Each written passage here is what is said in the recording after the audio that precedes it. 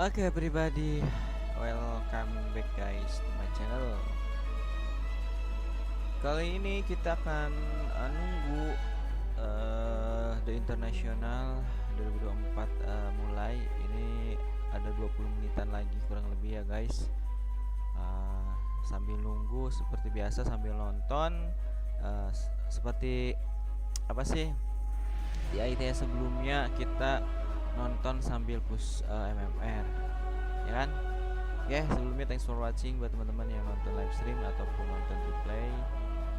Buat teman-teman juga yang ada di FB ya guys, kalau misalkan kalian nggak aku baca atau nggak kebaca ya lebih tepatnya, itu sorry banget. Kadang-kadang aku suka nggak ngeh gitu ya. Oke guys, langsung aja mulai dah. Aku mau menuhin kuota roll lagi guys, jadi checklist semua biar nanti main carry-nya misalkan berapa ya, 40 kuota roll. Wah keren kan, kita pakai save lane terus bisa kehitung. Tapi setelah aku hitung-hitung dari kemarin itu ya lumayan lah, sekitar 70%-an win rate-nya.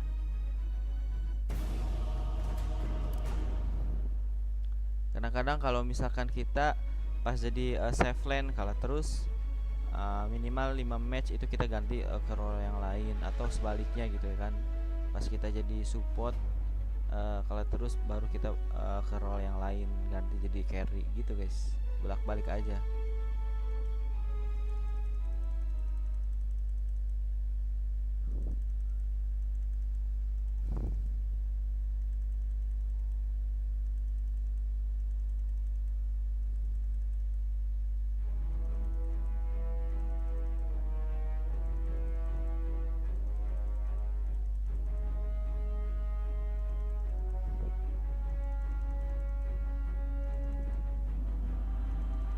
Ten seconds remaining.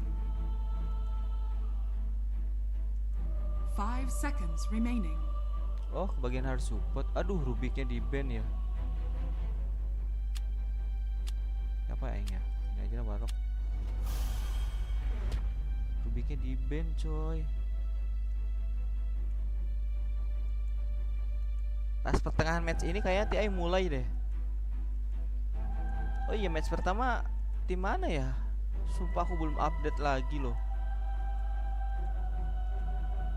Tapi terakhir aku lihat tuh, sempet lihat nggak ada OG sama Liquid.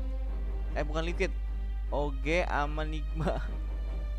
Terus Navi kagak ada. Tim-tim inilah klasik ya guys. Setahu aku ya, apa mereka nggak lolos kualifikasi atau nggak tahu gimana.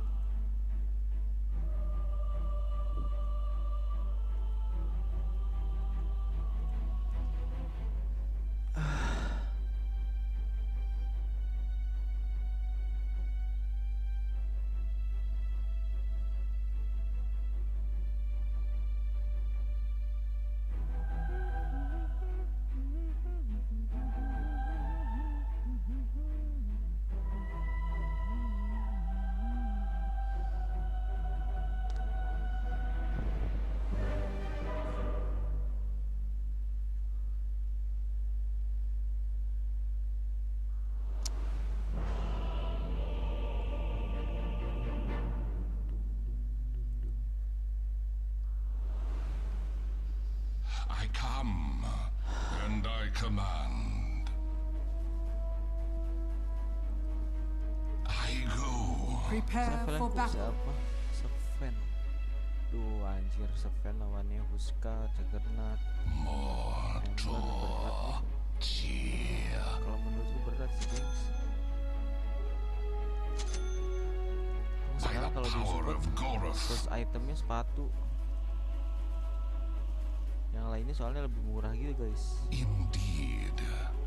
Jadi pas aku lari tuh nggak terlalu inilah, nggak terlalu I command it.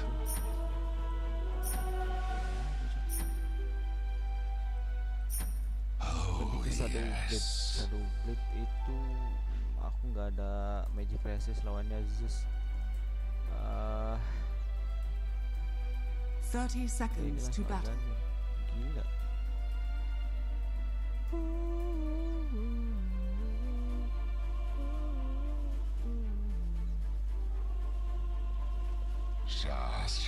Jadi belinya dua item sepatu sama magic wand dulu dah. Goodness. Indubitably. The battle begins. Darkness stalks. Kok yang atas kagak kena? Search the other grounds of the mechs. Indeed. Gods were right to place their trust in me. I'm under attack. Core. Oh. Si kampret tuh. Wajib banget aing Feel me. Ada si NP, biasanya NP di tim lawan tuh bagus biasanya. Di tim sendiri bapuk.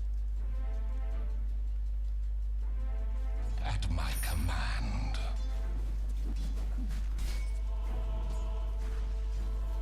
Summoned for.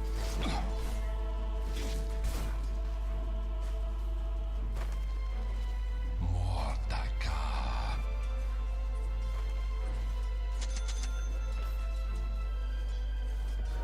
Hear my word.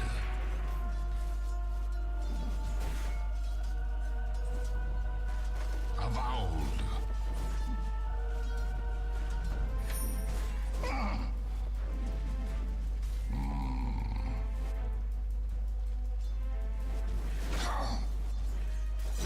Attack. Dia skill itu dulu ya. Your middle tower is under attack. Hear my word.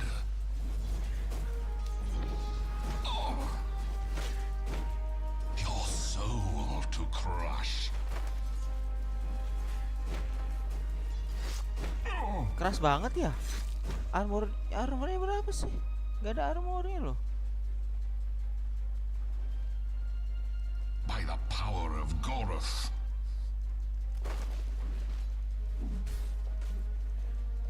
Indubitably.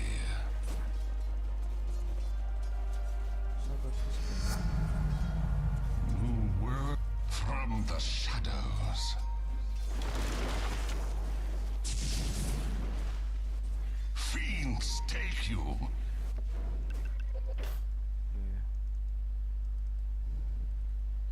Avowed. Di blok kah ini? Iya di blok. Kunako. Nanti kita blok balik Spen. Sabar. Ko.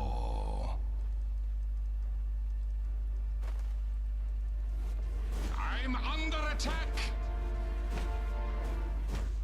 Dark litany.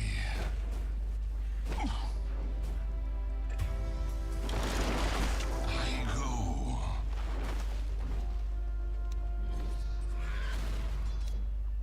The gyre of evil takes you.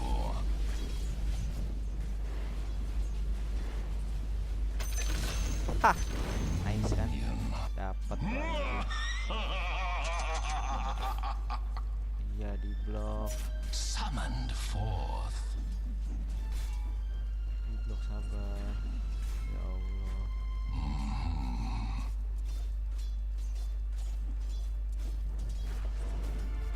Fear me.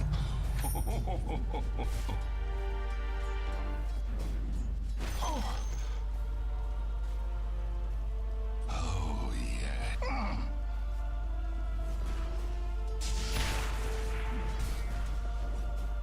Indeed.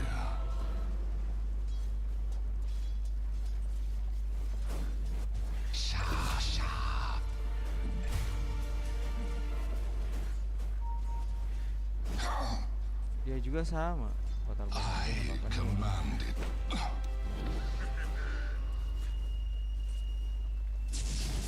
Astride the night.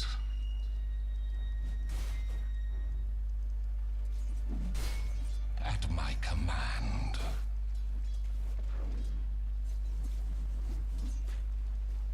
Indeed.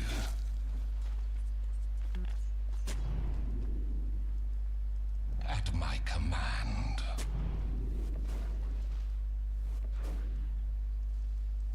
Avowed. Kameranya. Bentar dulu, bentar dah. Core Mordakar. I'm under attack. Lagi kan. Zam Karabos.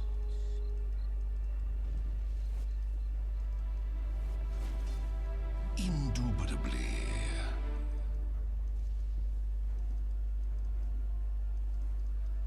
Gather darkness.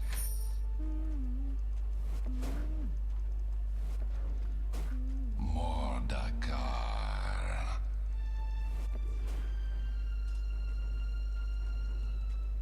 I command it. Mine.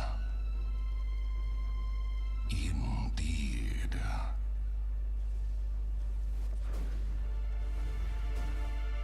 Kor Karamord.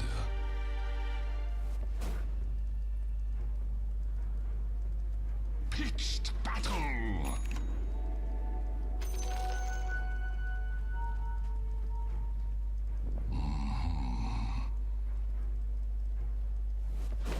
Your middle tower is under attack.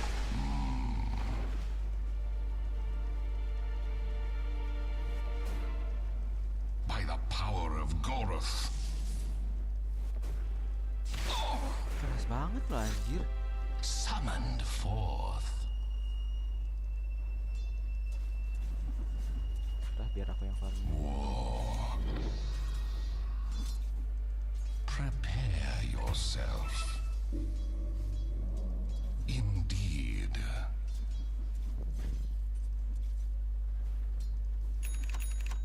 Oh, yes.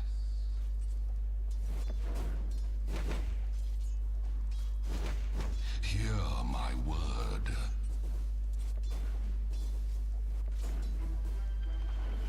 Fear me.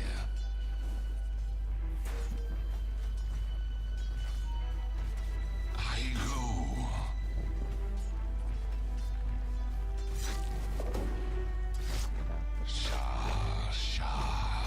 Shakarakas.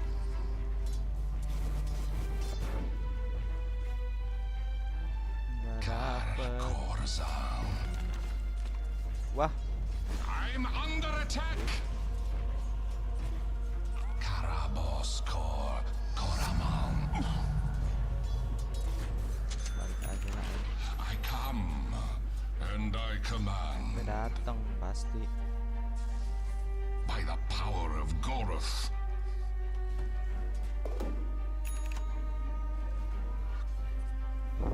Hear my Dikitnya word. maju sebenarnya.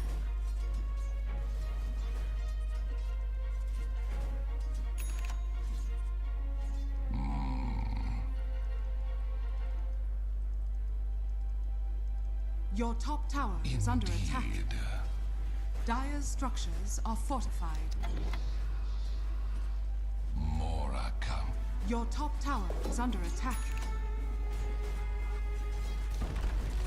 Darkness kills you. Your top tower is under attack.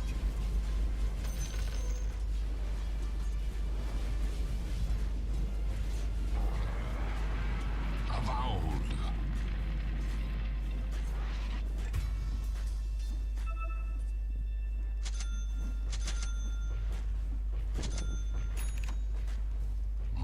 This one goes towards the dark. Anjir.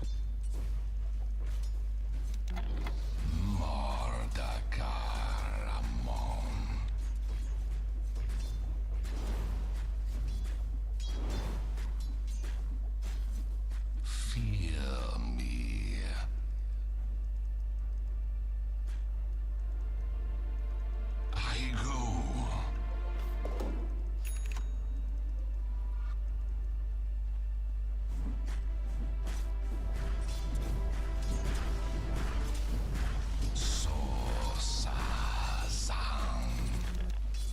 Waduh.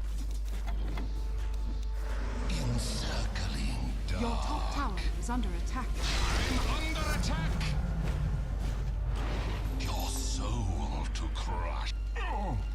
Your top tower is under attack. Iya nggak aman. Aing. I command Dia it. healing. Your top tower has fallen.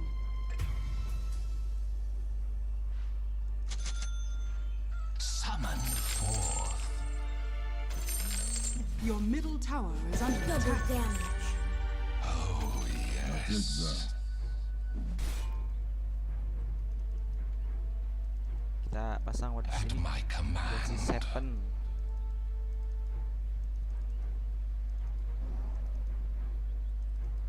Karkor.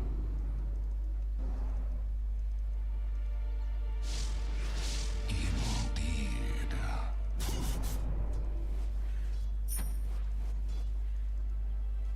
Indubitably. Oh balik dulu. Aku nyetakin aja dah.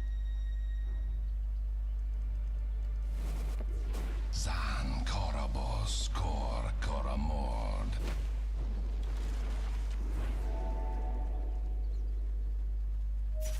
Indubitably. Unhallowed ground.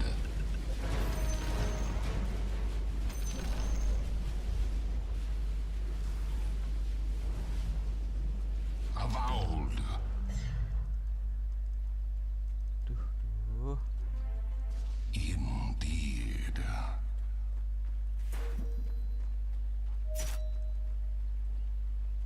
Summoned forth. Stakan nih bro. Welcome to the secret shop. At my command. Aku udah notice.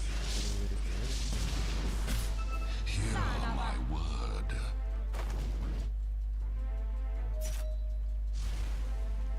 By the power of Goroth.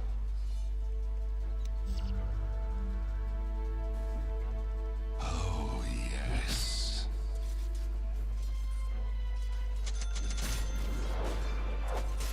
Tan mulu Indeed. spannya.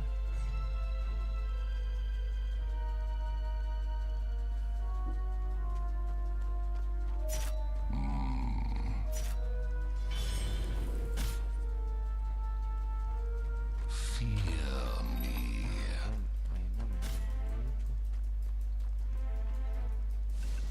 Zan. Your Spam. middle tower is under attack. I command it.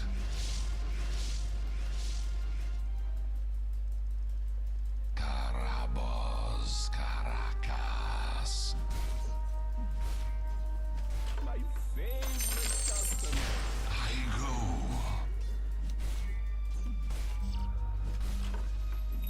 spannya udah strong ya. Your top tower is under attack. Under attack. Meat torn from blood and Your top tower is under attack.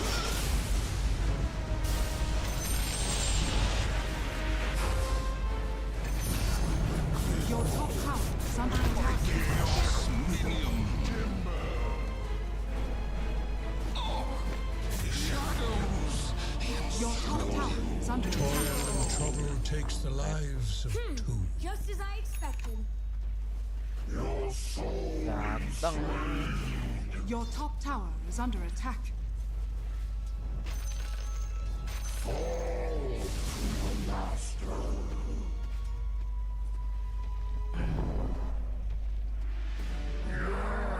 Your top tower is This under has attack. no command over me. Dire structures are fortified.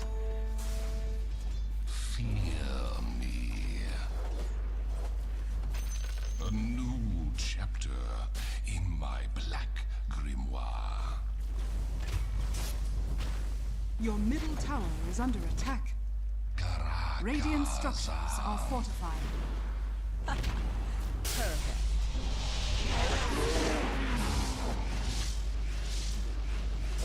My flame. Your top tower is under Ah, The coals brighten. tuh, Huskar tuh. Your top tower is under attack. Your top tower has fallen. Indubitably.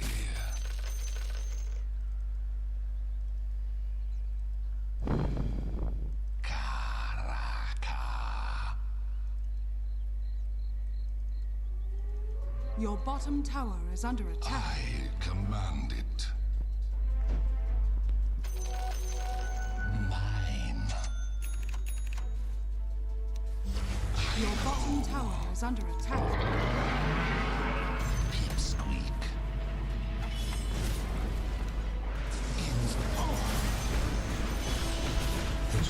Wah, aing salah anjir, deket. Terlalu deket sumpah. Your middle tower is under Terlalu attack. deket, geng. Pesan aku udah ngumpet itu. Your bottom tower is under attack. Your middle tower has fallen. Dire structures are fortified. Your bottom tower is under My attack. grimoire opens again to a new page. Your bottom tower is under attack. Your bottom tower has fallen. Gather darkness. Indeed. Ini lane semua kalah, guys. Summoned forth.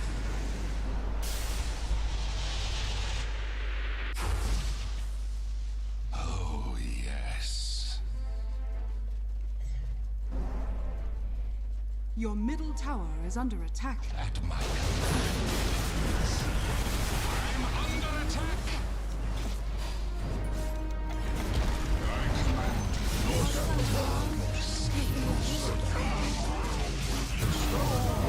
Anjir. Gimana sih? Torn, restoring to Saya kan oleh semua. bone. Saya nggak mau kayak gini.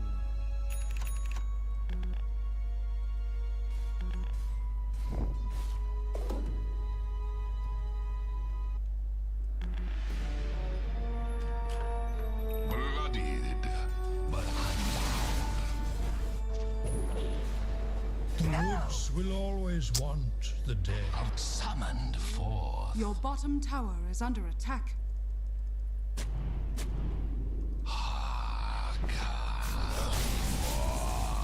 Your bottom tower is under attack.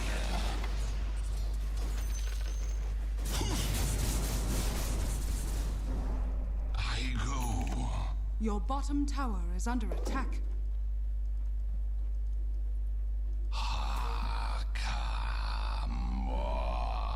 Your bottom tower is under attack.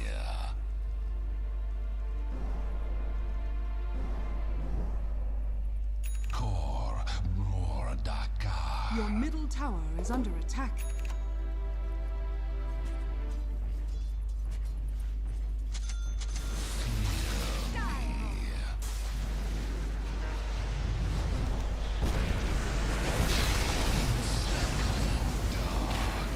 Your bottom tower is under attack.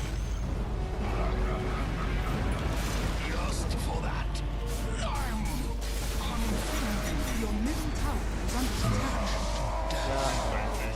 Wanders our wood.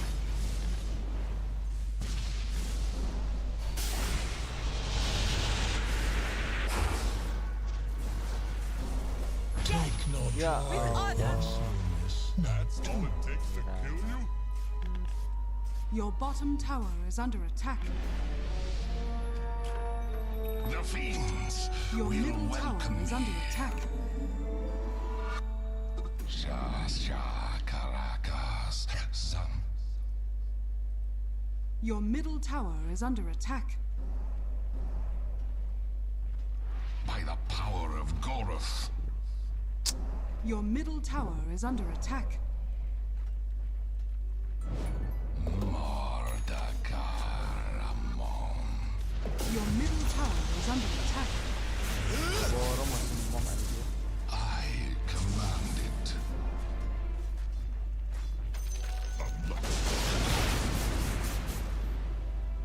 At my command.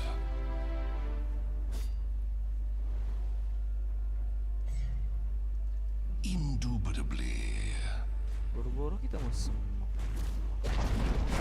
Your middle tower has fallen.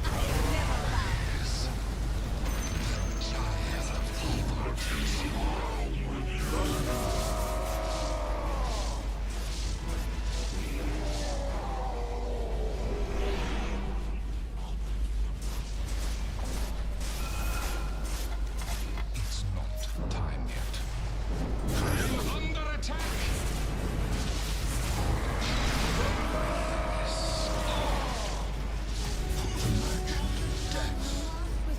Wonder, this is the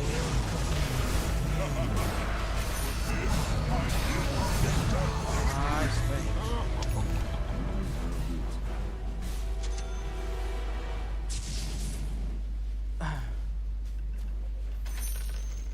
Shadows. Indeed.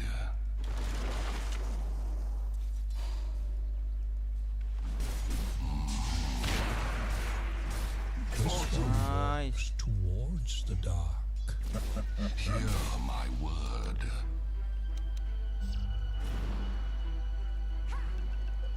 Indeed. Your top tower is under attack. Call.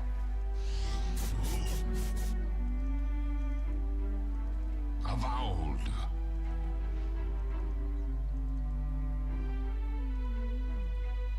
Kar Korzan.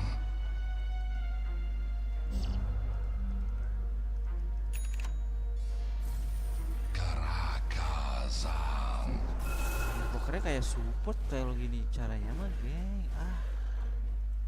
Asli kayak support. Mordaka.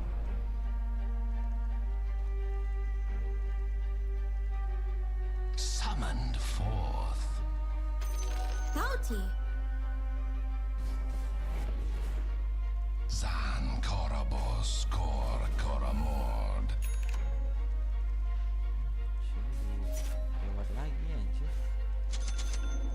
Hear my word.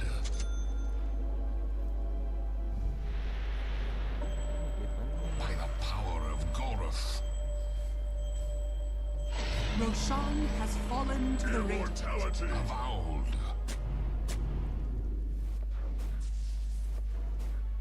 Summoned forth.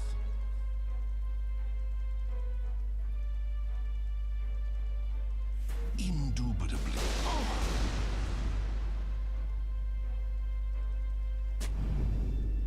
Sha sha.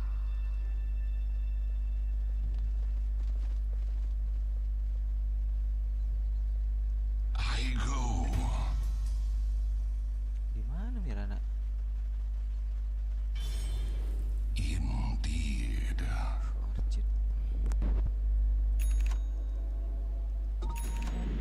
Fear me. Lewat lagi.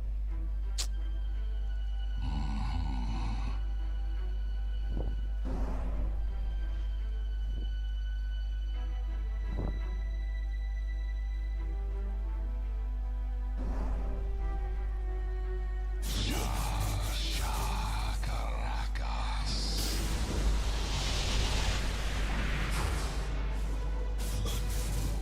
Oh, yes.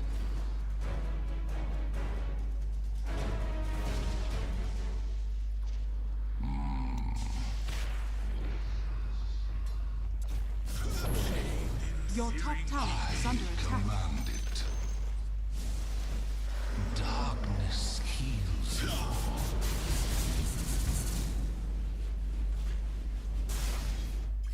Di split.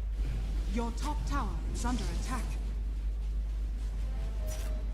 Dire's structures are fortified. Kor Karamord. Bisa split. Your bottom tower is under attack. At my Spoil that command. shot.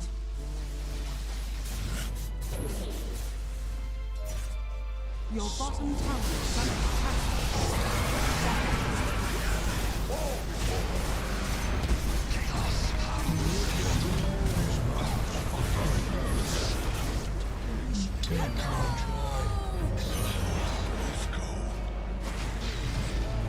But a scratch. Your top tower is under attack. Indeed. I feed you to my fiends.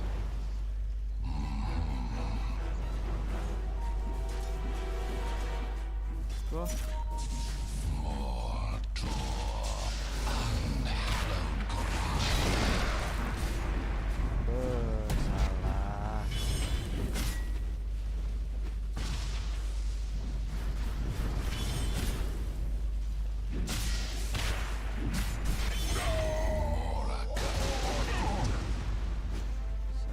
Salah. Indeed. The smoke thickens. I'm not ready. Zam Karabos.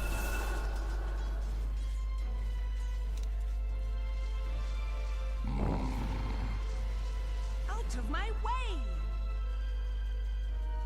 Summoned forth. Gak ada item aura sih.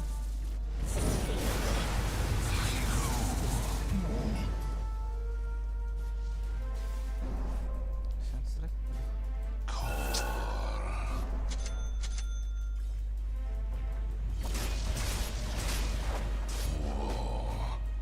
I'm under attack. Your top tower is under attack. Mordakar.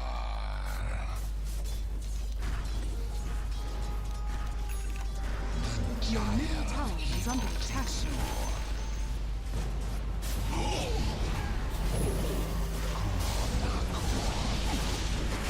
Your middle tower is Wah. under attack. Pada di belakang mulu deh. Your bottom tower has fallen. Kenapa sih ya? Your bottom barracks has fallen. Your bottom barracks has fallen. Udah majuin aja, udah kalah semua lagi. Kalau Dire tidak ada yang structures are bagus. fortified. Your middle Kasian tower Spainnya is berjuang under sendiri. attack. Aduh.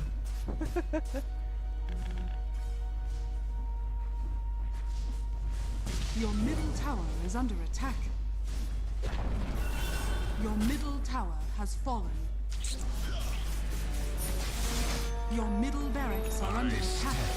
From the shadows. Sworn of shadows. Your middle barracks are under attack.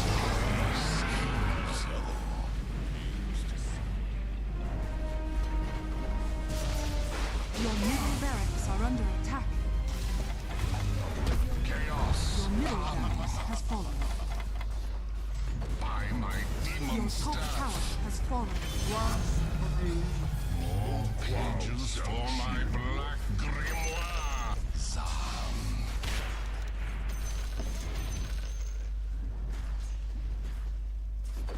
Oh, yes. Your top barracks are under attack. Your top barracks has fallen. Your top barracks has fallen. The enemy now has mega creeps. Tidak. My searing gaze. I command it.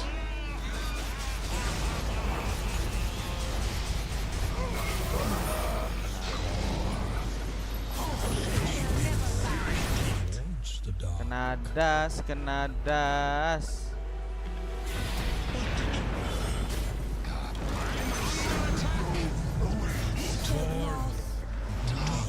Torn from blood and bone. By the power of Goroth. Your middle tower is under attack.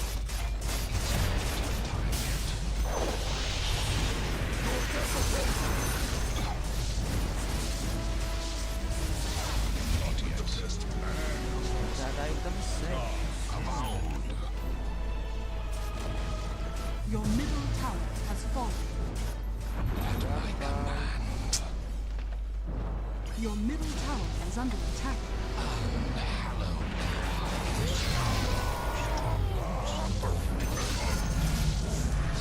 Your ancient is under attack. Fiend food now. Goodness. Your ancient is under attack. Radiant victory. Nggak jelas itemnya. Bersekali ya, sekali.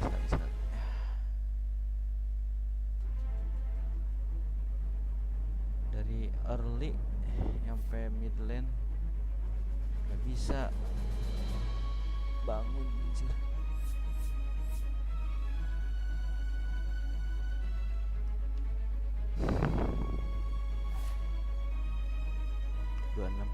Nambah 2, kalau kalah 2.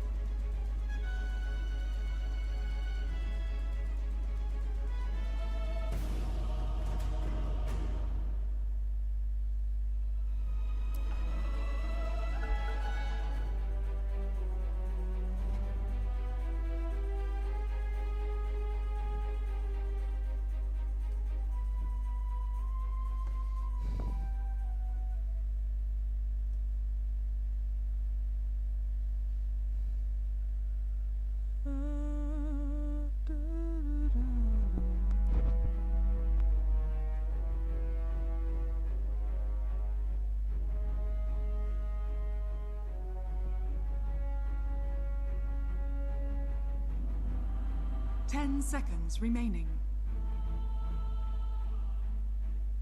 5 seconds remaining. Your turn to pick.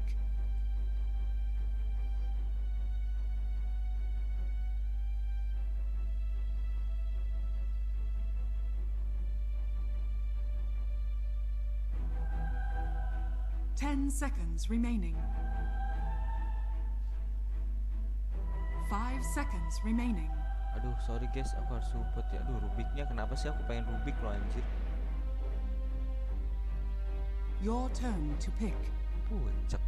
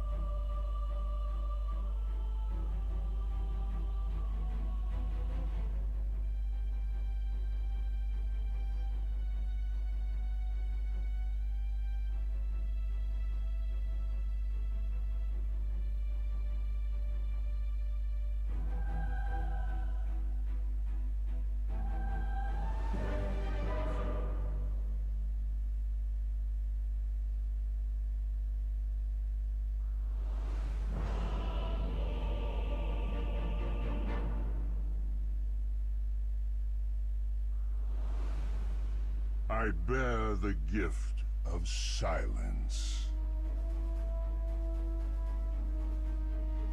It's in the bag! Prepare for battle.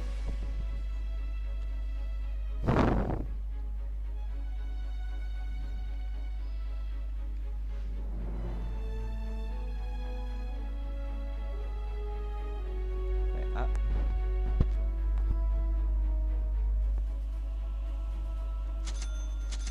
Yes.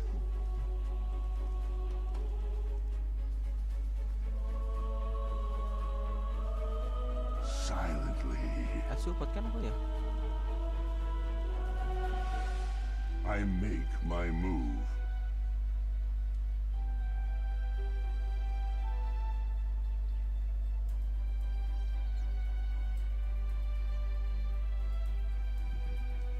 "30 seconds to battle.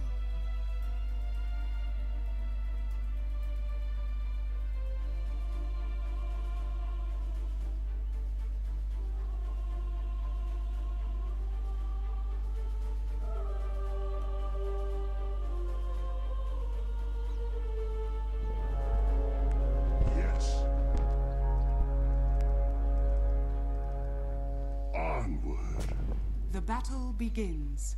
Rock on. A hush falls in your battlefield. Maksudnya apa sih? I cut a path. Oh, pokoknya yang di bawah ya.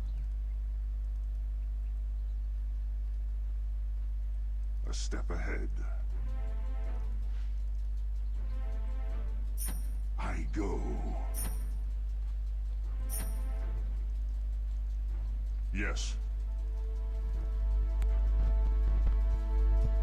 With quickness. I go.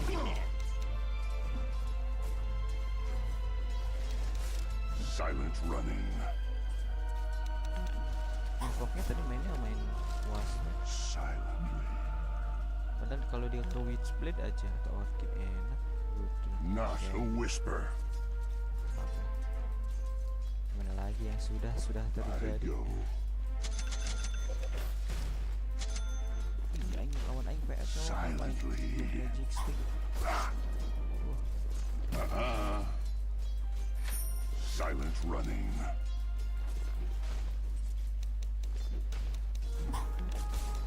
Silently.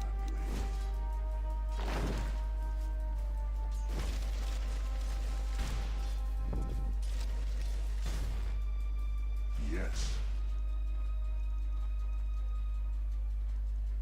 Not a whisper. Rolling out. I go. Yes. Sabar anjir. Yes.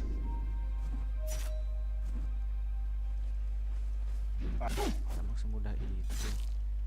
Sabar juga apa sih? Nanti aku I make my move. I'm under attack. The first Nah, hero. kan jadi kayak gini. First blood, Sabaran. and that is how we do things in the north.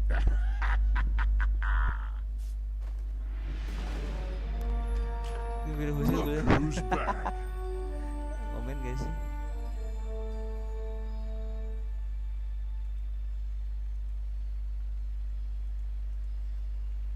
With quickness.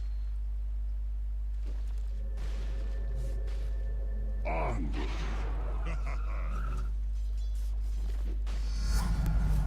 There is less a step ahead. I cut a path. Yes. Pasti kisah lain cerita. Look out for fallen rocks. Onward. Speak your last. Dihalangi mulu sama waktu sekarang ya. I go. I wouldn't hear of it. Silently. With quickness. Sini kan dia. I make my move.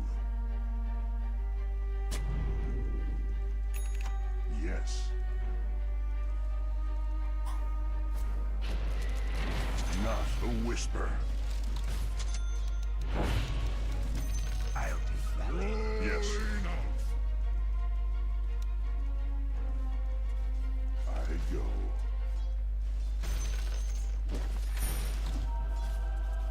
I cut a path. Silently.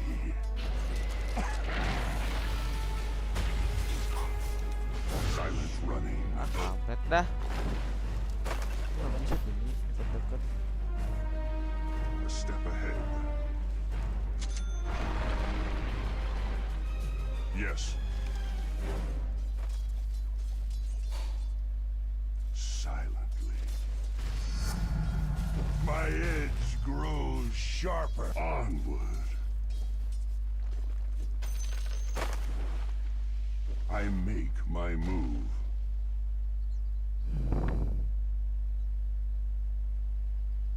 I go.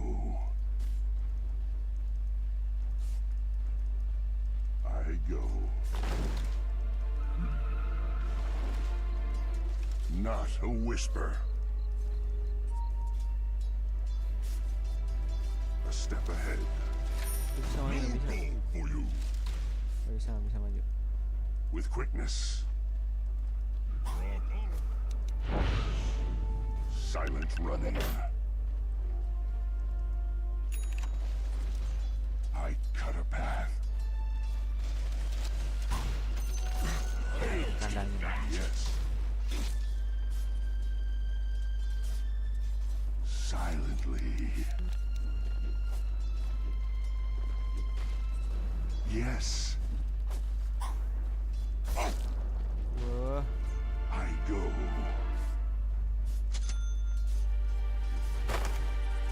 A step ahead. I'm under attack. I'm not ready. Onward. My heart beats to bisa guys, aku di depan. A sacred Diloncatin pasti.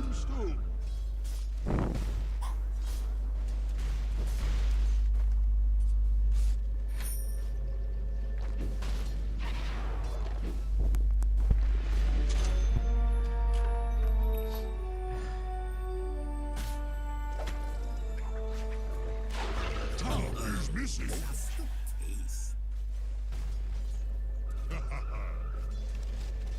With quickness.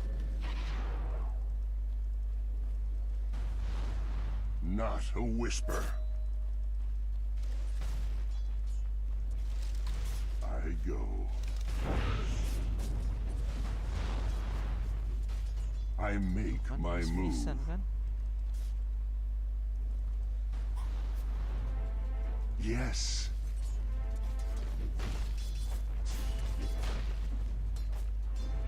Shut up.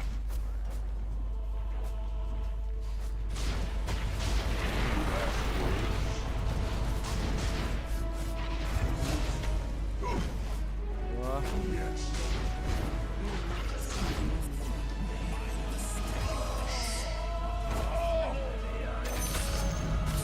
Exaltation. The silence Wah. is broken. Assassination. Nature's way. hanya selamat coy.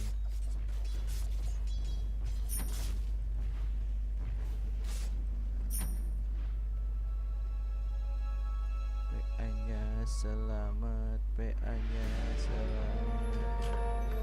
This is greetings. Nothing more.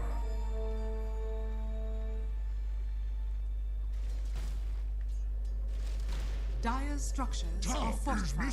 Silently. Yes. Silently. Silent running. Tower's missing. Udah sakit banget sih.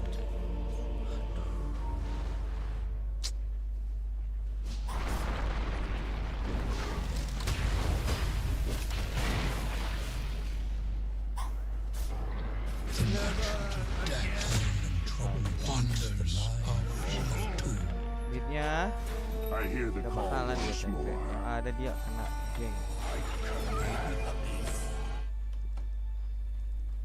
Kena geng kan dia. Take no joy. 3 kills, as foretold by the mad moon. Silent running. I cut a path.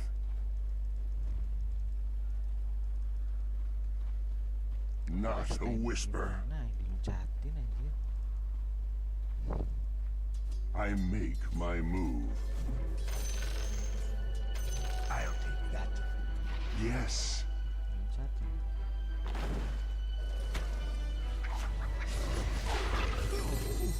Dire's courier has been killed. With quickness.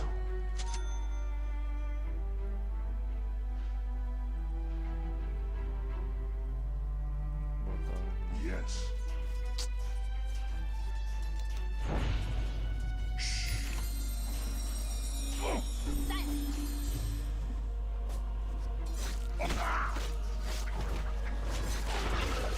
I under attack. Oh, not. Your middle tower is under King, attack. The slivers of the moon sing their song. Gampang banget di kill. Not gonna happen.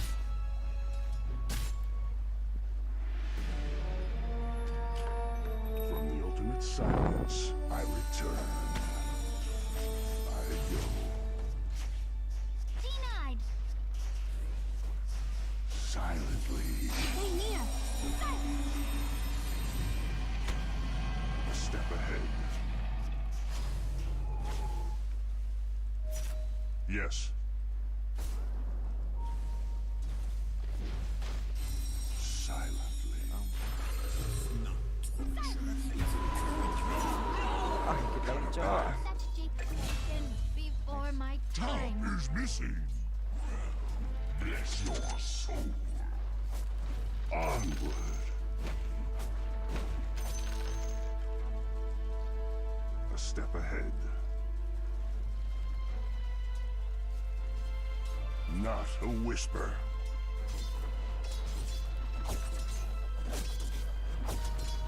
Shut it! The silence. Silently. I go. Nah, kayaknya escape lagi. Nice. Silent running. Kalau tadi SF-nya apa sih ke top aman. Yes. I go.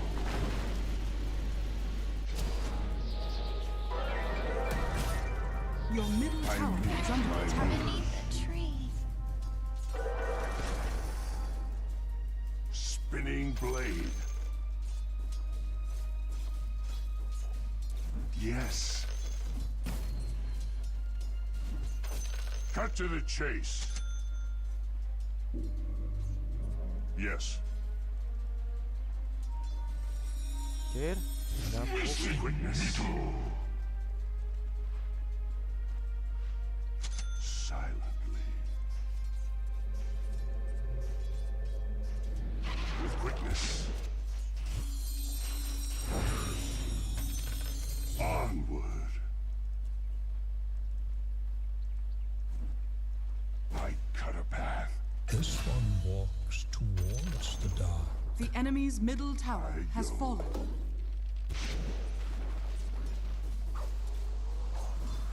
Attack! Silently.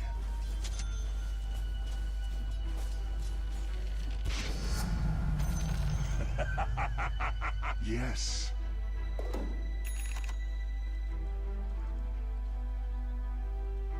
A step ahead.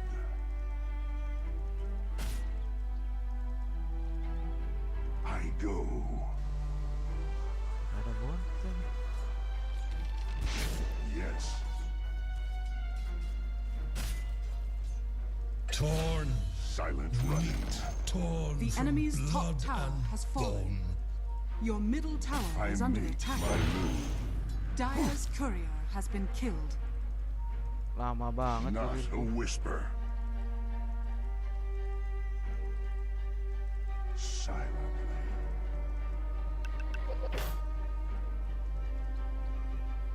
Yes. Not a whisper. I make my move.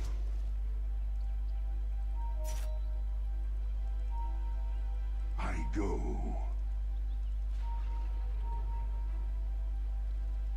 Silently.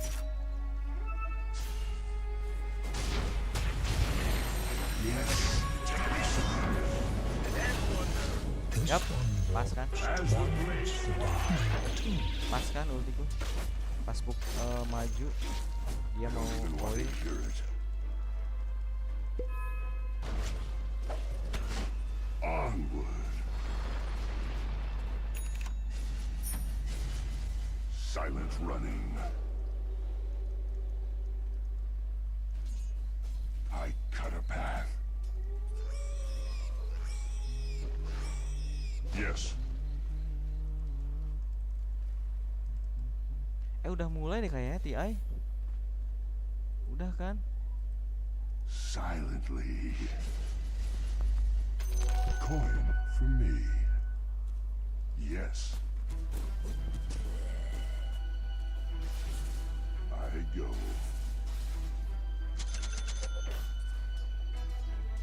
With quickness.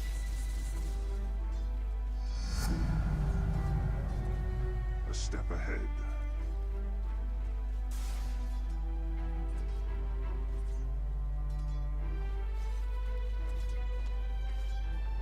Yes. Yes. You almost had that. With quickness. Not a whisper. Silence is golden. I go.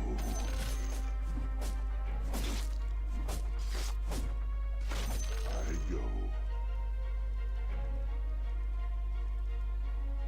A step ahead. I make my move.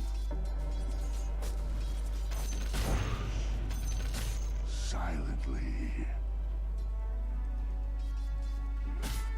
Dari PA mereka. Wah, sorry my bad dah. Silently. Harusnya jangan sih. I cut a path. Not worth it. Silent running. Your middle tower is under attack. Yes.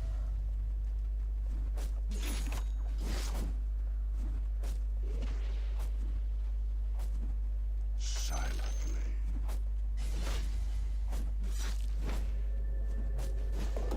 I strike.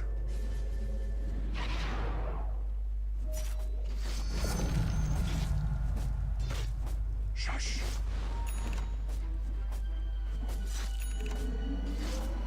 Dire's structures are fortified.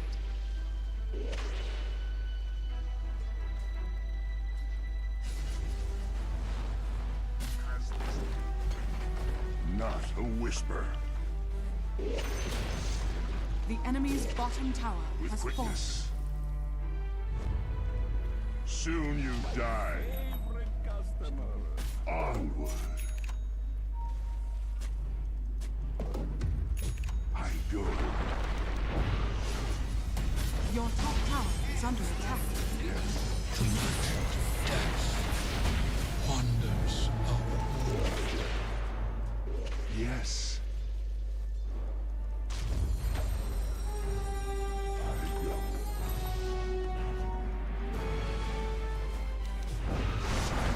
The woods will always want the day. Your top tower is under attack. Step ahead. Ya, pugnanya ketinggalan. Silent running. Your top tower is under attack. I make my move. Death Let no sound wanders escape. our world. Yes.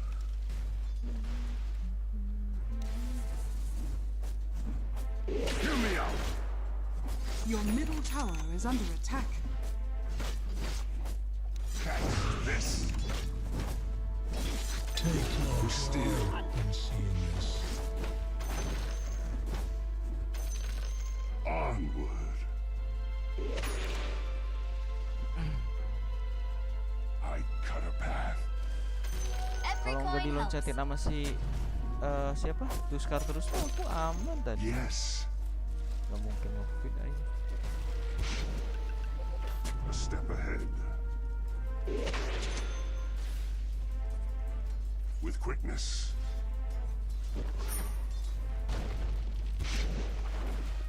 Your bottom Silent tower running. is under attack. Silently. Go gas nih. Silently. Your middle tower is under attack. I make my move. Your bottom tower is under attack.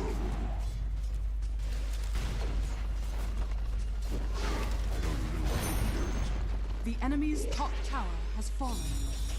Your bottom tower is under attack. I go.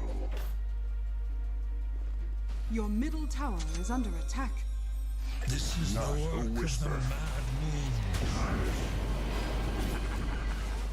Yes. Your middle tower is under attack. Torn from ligaments, makes hands from the bone. I'm under attack. I strike.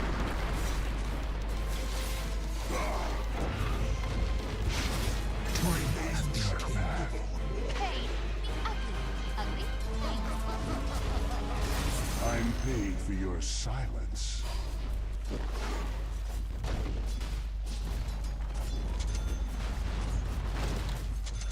Spinning blade. Dire structures are fortified. Yes.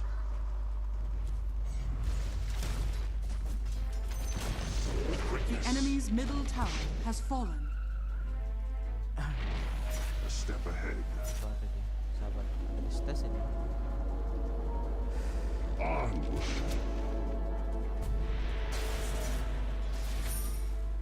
Not a whisper. I go. I'll take that. Silent running. Silent.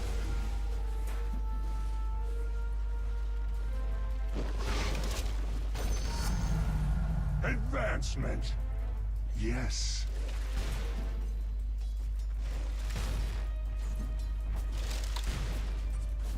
Dia belum build. Baru ke pipe doang.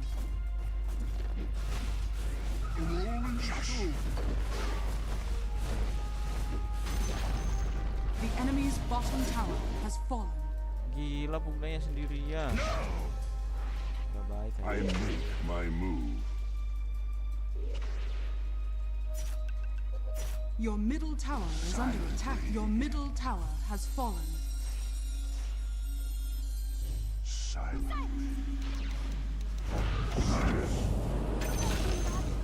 I go. Bless your soul.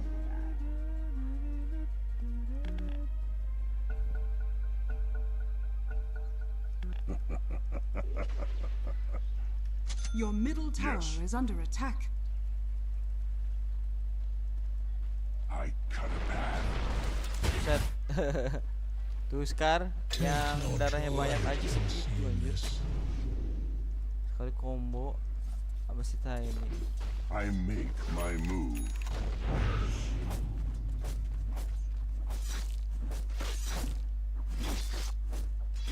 A small price.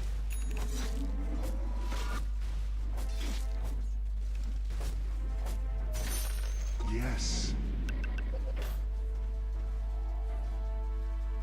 Silently.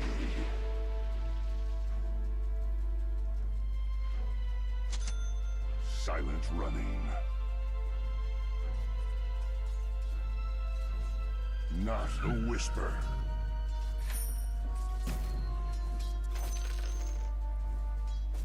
Yes. I'll take that. With quickness. Your bottom tower is under attack. Onward.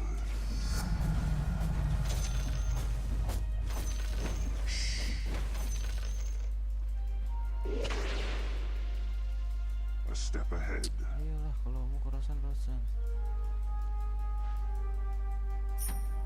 Silently.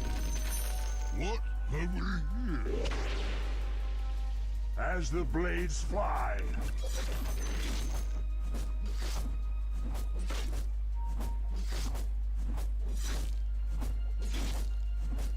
I go.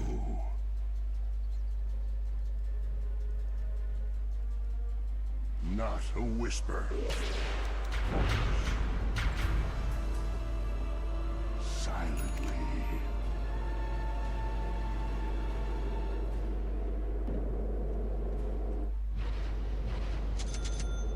With quickness. Yes. Cut to the chase.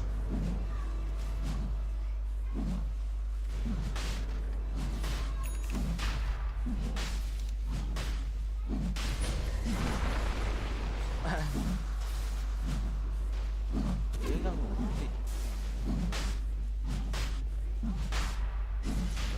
Biar cepet. Roshan has fallen to the radiant. Rolling through. Immortality. Yes. Yes. Peace. Silence is golden.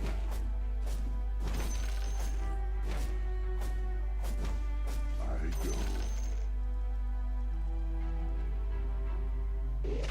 Silent running. I cut a path. I make my move. This is the work of my Your middle tower is under attack. This one walks towards the dark. Your middle tower is under attack. Dire structures are fortified. Torn, Your middle tower is under attack. meat hangs from the bone. With quickness. Silent running.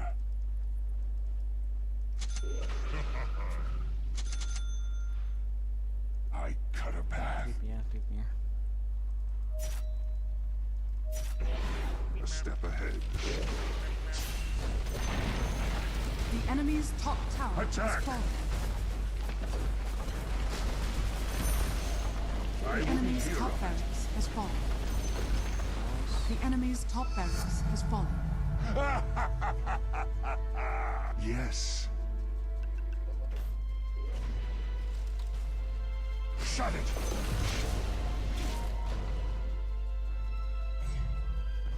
I go. Not a whisper. No, take that. Onward.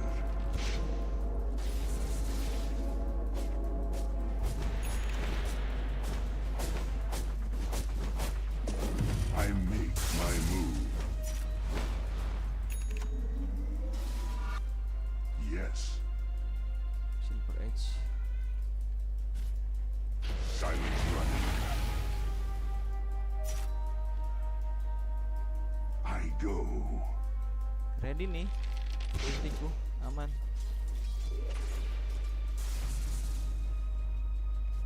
Booknya di bawah tuh.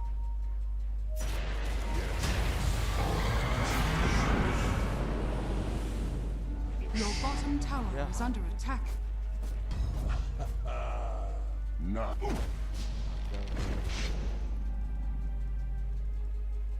With quickness. Sama aja aku nggak ada GS anjir. Hear me out. Your bottom tower is under attack. Shut your mouth. Radiant structures are I'll cut fortified. you down. Your bottom tower is under I attack. make my The move. enemy's middle tower has fallen. The enemy's middle barracks has fallen. Your bottom tower has fallen. The enemy's middle Yes. barracks has fallen.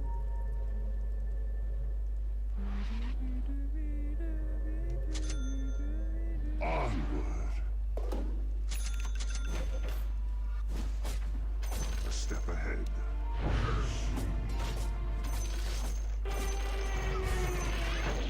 I cut a path. Biasa dia pasti maunya. Are you ready? ready to rumble. Yes. Kena itu. Silently.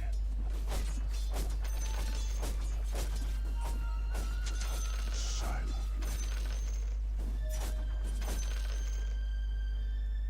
I go. Yes.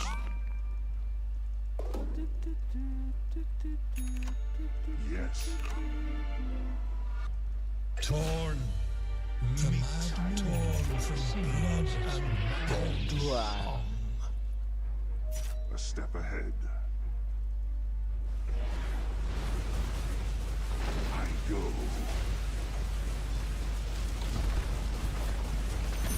Any last The word? enemy's bottom tower has fallen. Your top tower is under attack. Not a whisper. You now have mega creeps. Yes. Strike. PA-nya udah nyerang. Your top tower is under attack. The enemy's middle tower has fallen. Your top tower is under attack. Silently. Absolutely.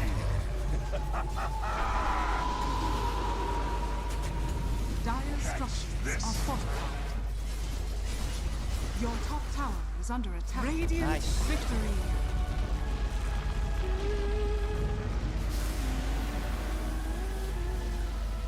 Yes.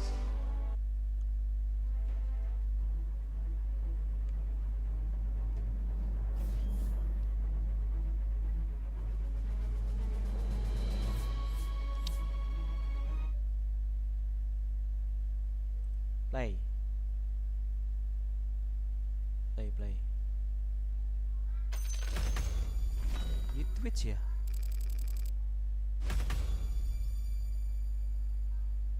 Mana ini grup stage? Kok nggak mulai-mulai?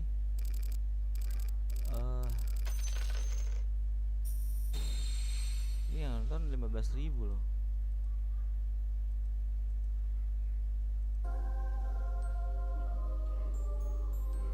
Oh, baru kayak gini doang. Belum play gitu, guys. Belum play. Oh, nunggu 5 menitan, ya kan? Nunggu 5 menitan buat ke gamenya. Kira aku udah start match, match pembukaan gitu kirain.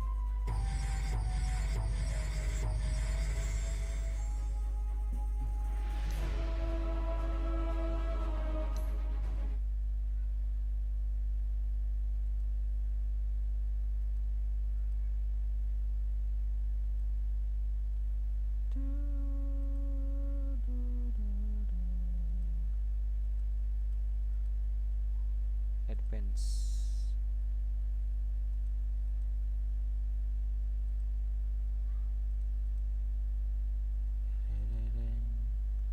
Dereng 4 menitan, guys. Kita tunggu atau gimana ya? 5 menit. Sematch lagi aja dah. Aku ke depan dulu.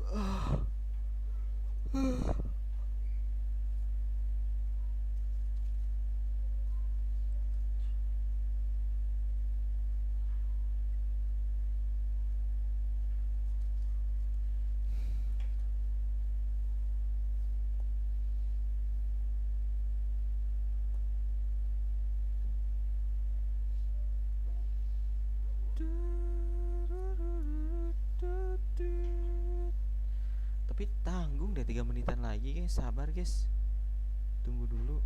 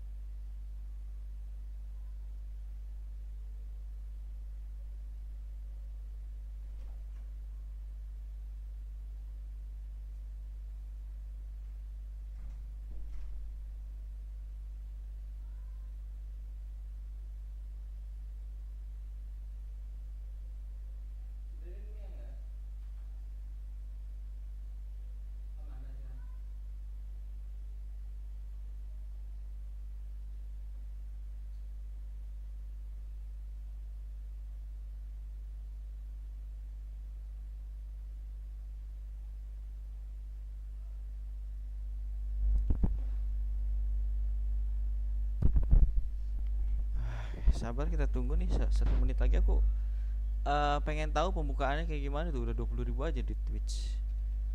Aku jadi pengen nyoba di Twitch juga nih live stream.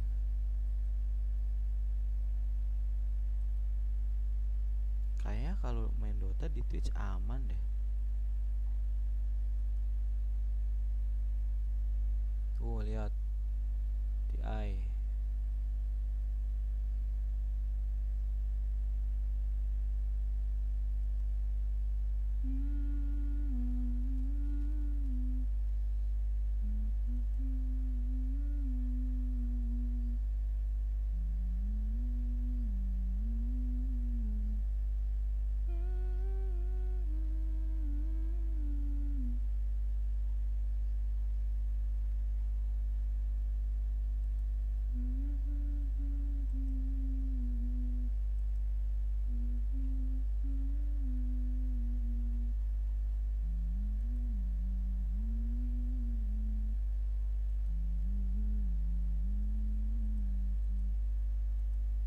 Nah, ini guys.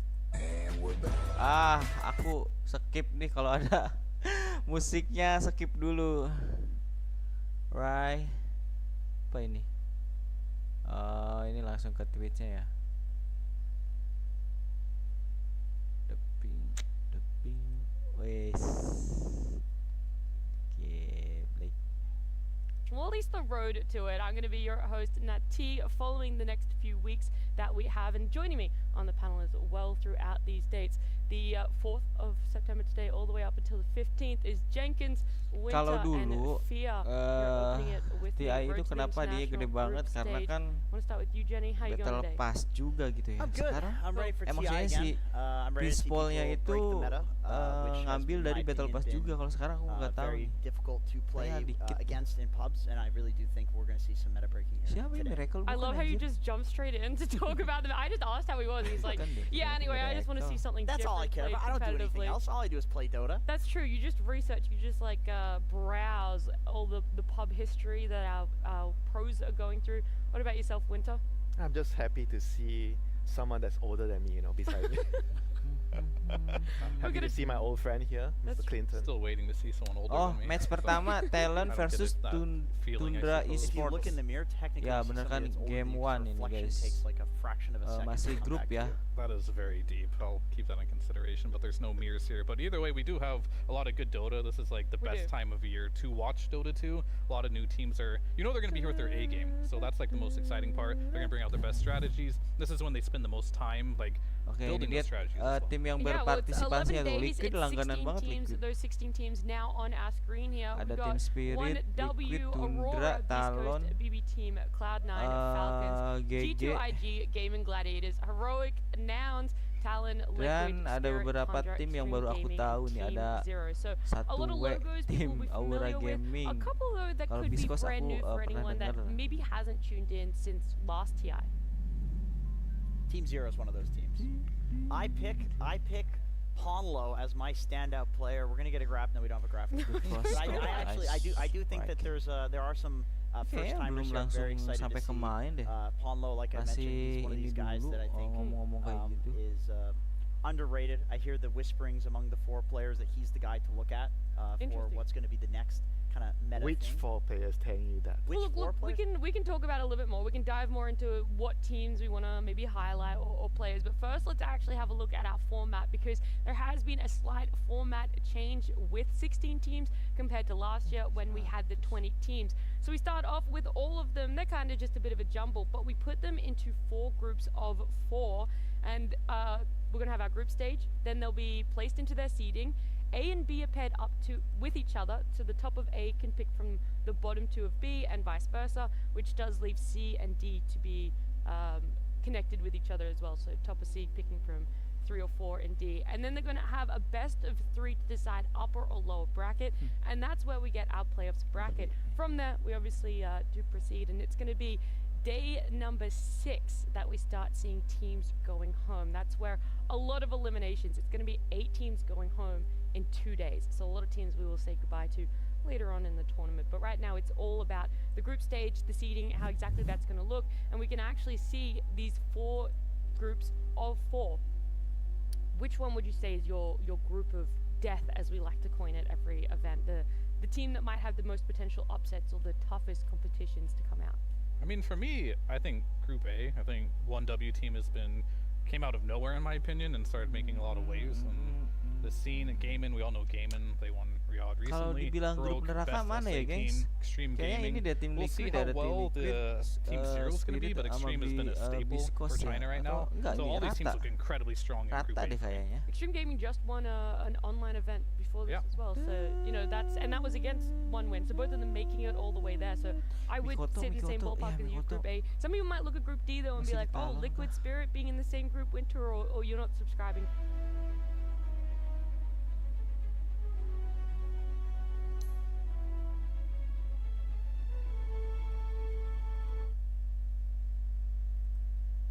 Be the group of death. The toughest one.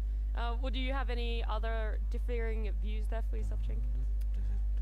I'd probably go Group C as well, to be honest. I don't know how much stock I put into the recent, tournament results from 1W, and because I do feel like when it comes TI season, the teams like Spirit, for example, like really power on, and you're going to see a completely different Spirit. You're going to see a completely different Radeon, aka Yatoro. They always say like this is prime Yatoro when he's dodging a smoke gank like a fraction of a second before it hits him. So I think that with teams powering on, it's going to be very hard to predict what's going on.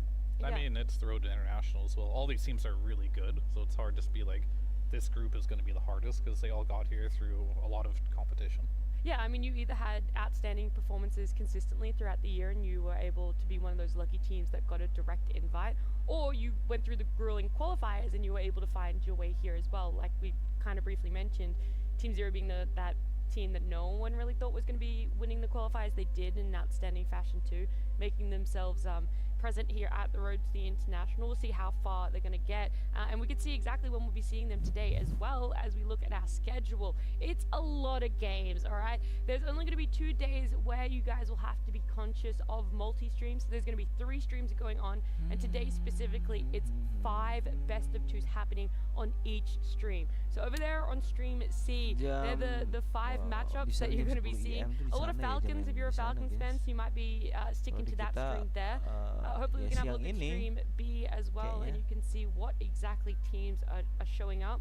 No one's G2IG are repeating themselves on that stream there. If you're a Gaming Gladiators fan, you might be swapping between a couple of streams there, but I want to hone in on this stream here, the main stream. We're going to try and do our best to keep an eye on those other 2 streams as well, but we'll be mostly looking at these ones right here, ending our day with Aurora Team Spirit, Gaming Gladiators XG, Aurora Team Liquid, Nouns BB Team, and starting off our day, Talon up against Tundra, which are 2 very interesting teams to look at, mostly because one having a stand-in, the other one coming from a region that has always had very mixed results. Winter. Yeah, they are a very new team. I think probably the one that has the youngest average age. They have like 4 newcomers except for Mikoto. Mikoto played last year, and I think the star of the team is going to be like WS. I think he's currently the best player and the best offlaner from SEA. He's been a huge talent for the last couple of years, and everyone's really excited to see him do well in this TI. Yeah, I know Jenkins is a lot. Like we were talking yesterday, and he's just like, this man is doing things no other offlaner is doing right now. Yeah, he's cool to look at. Whenever you see somebody hit MMR peak, he was like the first guy to 15k MMR. You look at his Dota buffs, and he's got to be doing something entirely different because he had a like meteoric rise when it comes to grinding rank. And I just noticed that like a lot of the builds that people eventually end up doing, a lot of like the facets that people eventually end up choosing on a hero that he's climbing with, he does it first, and then it like eventually becomes the meta.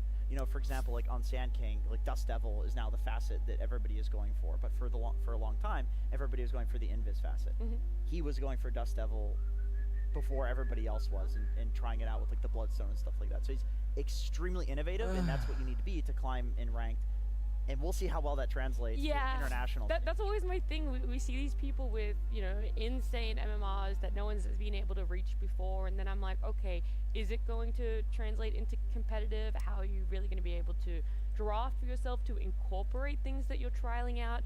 And there could even be more that's happening in scrims that we don't know about too. But how easy is it to really flip that switch for you? I mean, I think it really depends. One is going to be what position you pick your hero in the game. I think for supports, I think it's pretty easy because you're first phasing it every single game, so you're very comfortable in any situation. But if you're just like last picking some niche hero every single game, it's not going to be as good for you because then they're just going to ban it out in the game and you're not going to get that perfect type of scenario. So it's definitely still useful. Getting MMR is very good. It does show you that you're a high skill player. You know what it takes to win a game, but it really does come down to, are you playing one or two heroes that's going to get banned out and you don't have an additional hero on top of that? Because there's a massive difference right now between playing pubs and competitive. There's like so many bans. You can ban 4 heroes now if you're like on second pick now, and then all of a sudden you don't have enough heroes. So, and that's not the case in ranked right now because the ban system's just completely different. Your hero's almost always available. Yeah, very true. Let's flip it over a little bit. I know that we've got talent on our screens here, but Tundra right there. Mikoto bukan. And the man all the way in the very back Whitemon. is the one that we want to talk about. The Mikoto, stand-in the that's coming through. Whitemon. Unfortunately, 9 class having some visa issues, won't be here. He was going to be the 23rd rookie at this TI. There's a lot of brand new players here, their first time at TI. He would have been joining those ranks, but instead we have another potential TI repeat winner. Tuh, So guys. Sasa joining in for Tim Tundra. He's going to be standing player in there Indo for. lah These are all khususnya the ya. rookies, by the way. So we talked about how 4 brand new ones on Bisa, talent coy, going to ke be TI. hoping to make Mantap, their Big. Suatu statement, kebanggaan but a couple banget. of others in some other Aku awal teams lihat as well. Look at them all. player Indo We di had to do itu multiple graphics. That's how many kok TI rookies Kenny ya there are. kan, Saper. Well, which is always good news Sama for the Whitemon viewers, doang. new faces to watch. Udah at sisanya TI. belum ada Yeah, new lagi. personalities you could Nah, sekarang hopefully aku fall in lihat love with. kan ada Whitemon We'll sama have to see, yeah. I mean, there's definitely a lot of new players, and every year Kayaknya there's Saper juga more ada and deh, more tapi aku nggak younger tahu players tim that have been going sekarang. through the grind that are getting their chance to play Jarang at TI. update This is the lagi. road to TI as well, so we'll see what they can do, and we'll see if anyone can make a name for himself. It's pretty much all like entire young Teams? rosters, and then like -1 older player. That's the meta. It is legitimately the meta. All of Zero minus Erica, all of Beast Coast minus Moose and Vitaly. Moose with a little bit more experience. You than consider Vitaly. him old? I feel like the only At this point. He's like 24. He's so old. But he's an old soul, you know. Yeah, he is. The only inverse I noticed was Heroic and Falcons being the opposite. Only one of their players being TI rookies. So Malorine for Falcons and Davai for Heroic. That was old meta though. That's old meta. I To get only one new player? Yeah. Honestly, I'm like to see that. I'm surprised about Davai Lama in general, just because I feel like he has been around. He's been on teams that have been very close, Promising. and is the word very I'd use. promising. Like it's always, and I do want. We'll eventually talk about Heroic. I do think that is a dark horse type team. But Malorine, like he has invented so much of how people play Dota right now from the mid lane. So it's funny to see him on there because at this point, for how dominant Falcons has been, it feels like he's a veteran. Yeah, it doesn't feel like he's a rookie at all. Just because we've seen him so much, he's had. I so was much gonna say exposure. they're making it to like what, top 3 every Yeah. land that you're consistently bringing them up. You're consistently talking about them, what's going to be new for them. So yeah, still first time for him at a TI though, and it's going to be interesting to see just how far they get. We were also going to talk about our potential repeat winners because there's 2 different categories for potential repeat TI winners. That's making themselves 2-time TI winners, but there's also a lot that sit in the category of a potential 3-time TI winners, which have not happened yet before. It's going to be good. Coming up here, these are the 2-time hopefuls. Obviously, a lot of Mana ya? TI-11 Tundra coming up on screen there, but Toronto took it for himself. And then Lal as well, still there on Team Spirit. And then these are our 3-time hopefuls. The rest of Team Spirit, and then Thompson on Tundra. So Tundra has a lot of TI wins in their bag as well, despite being a mixed group, all pulled together, what feels like last-minute Jenkins. You know what? Tundra is a team that has been kind of sliding under the radar this year. I feel like they've not had any number 1s. They've had some roster issues, a little bit of drama surrounding that, depending on the time of the year, where they're like missing tournaments because of that. But they got number 3 in the Fisher tournament. They got 4th in Riyadh. They got 3rd in Birmingham. And in these tournaments, they're also like going 1-2 in the series that they're getting eliminated in. So it's kind of this team that has always been so close. And like you said, they have all these TI winners for this tournament, and they have the TI winners that like Thompson. That's OG original. Like this is the guy to make the kind of fairy tale runs. So I think you just all of a sudden get plus, you brought into competitive and you're like, oh, let's win a TI. Oh, let's do it again. Yeah, I mean, he also says that when you put a lot of like star players on a team, it might take a longer time to gel together comparing if you have that's a good point. 5 because they already have like pre-existing notions of and when you have a young team, they're all like inexperienced. The coach tells them this, that everybody's going to do that, you know, so it's easier to make the team gel together, so it takes less time. I think the Whitemon factor here though is something we have to consider, because I would say that this guy has the most impact for the least main character type of playstyle in Dota that exists. The guy plays only sacrificial supports. He always gets his core good farm. He always wins all the lanes. You're never like, oh my god, what a performance from Whitemon. But then if you could somehow measure the impact in the game, like, he would have the highest impact. He's also very good at playing the initiating roles, like clockwork. Like some of the position 5 players, you see them, they're really good at farming, you know, like snaking, he likes to farm. But some players, they are always constantly looking for an angle to initiate, and Whitemon's one of them, you know, and not every single position 5 player plays like that. Yeah, I think he's someone that's been present quite a lot. He's found his way on numerous tier 1 teams as well. I know that he was a big shining light, I would want to say, for supports in SEA, and then he had that brief moment over in NA. Now he's found his way in Europe. He's kind of like slowly climbed up this ladder for himself, and you're right, he's found himself on a team that has gone under the radar. The play style that he has is a little bit under the radar, but I do think he is a key contributor there. I'm interested to see what exactly he's going to be bringing out for this TI, because I think support meta might be changing up a lot more since the last LAN that we had. Yeah, and I think they're bringing Soxa onto the team as well, and I think the last tournament he played in was the TI qualifiers with Team Bald, I believe, if I'm not mistaken on that. And he's been playing pubs, and we're seeing a lot of Sniper. He's playing Sniper in pubs right now. He's playing Naga. These are some of these Do you know what rank he is, by the way, on the sure leaderboard? Jenkins knows. He does. I think he's 7? 9. He's 9, okay. 9.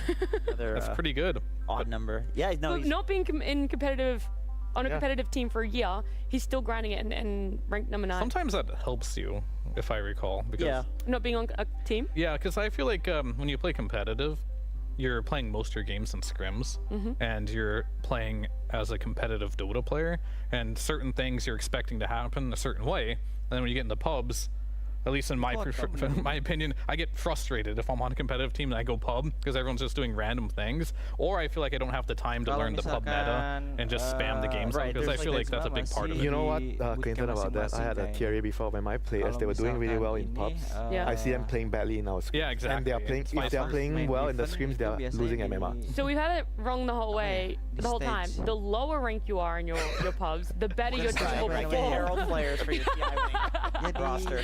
There's a very fine line. Of course. Like, yeah, you have to it's a balancing act. I feel like the really good players, they can do both, right? But I feel like if you want to really boost your MMR, you kind of just step away from the competitive scene for a little bit and you can help do that. But you still have to be a really good player to be top 9 in Europe matchmaking.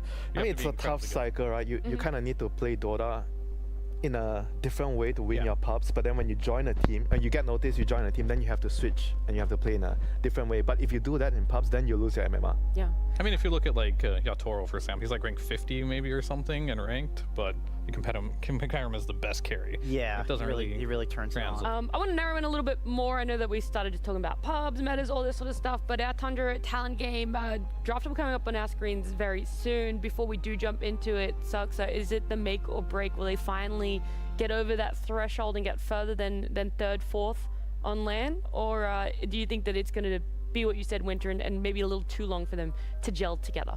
It's really difficult to say, you know. I feel like his playstyle is also maybe not exactly the same with 9 class, and they're going to need some time, you know, where it's good for them that nobody gets eliminated in the first phase. That's true. They're going to have to try things out, they're going to have to see what works and figure things out quickly.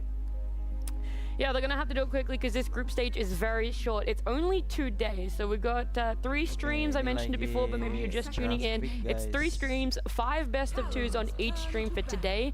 Tomorrow, it's going to be 3 best of 2s on each stream, and then any potential tiebreakers that will be current afterwards. So 2 days of groups. It's very quick to get those seedings within those groups. And right now, we're going to see exactly what people are prioritizing for our bands. Is it in sports? Is it in core roles? What exactly is it going to be?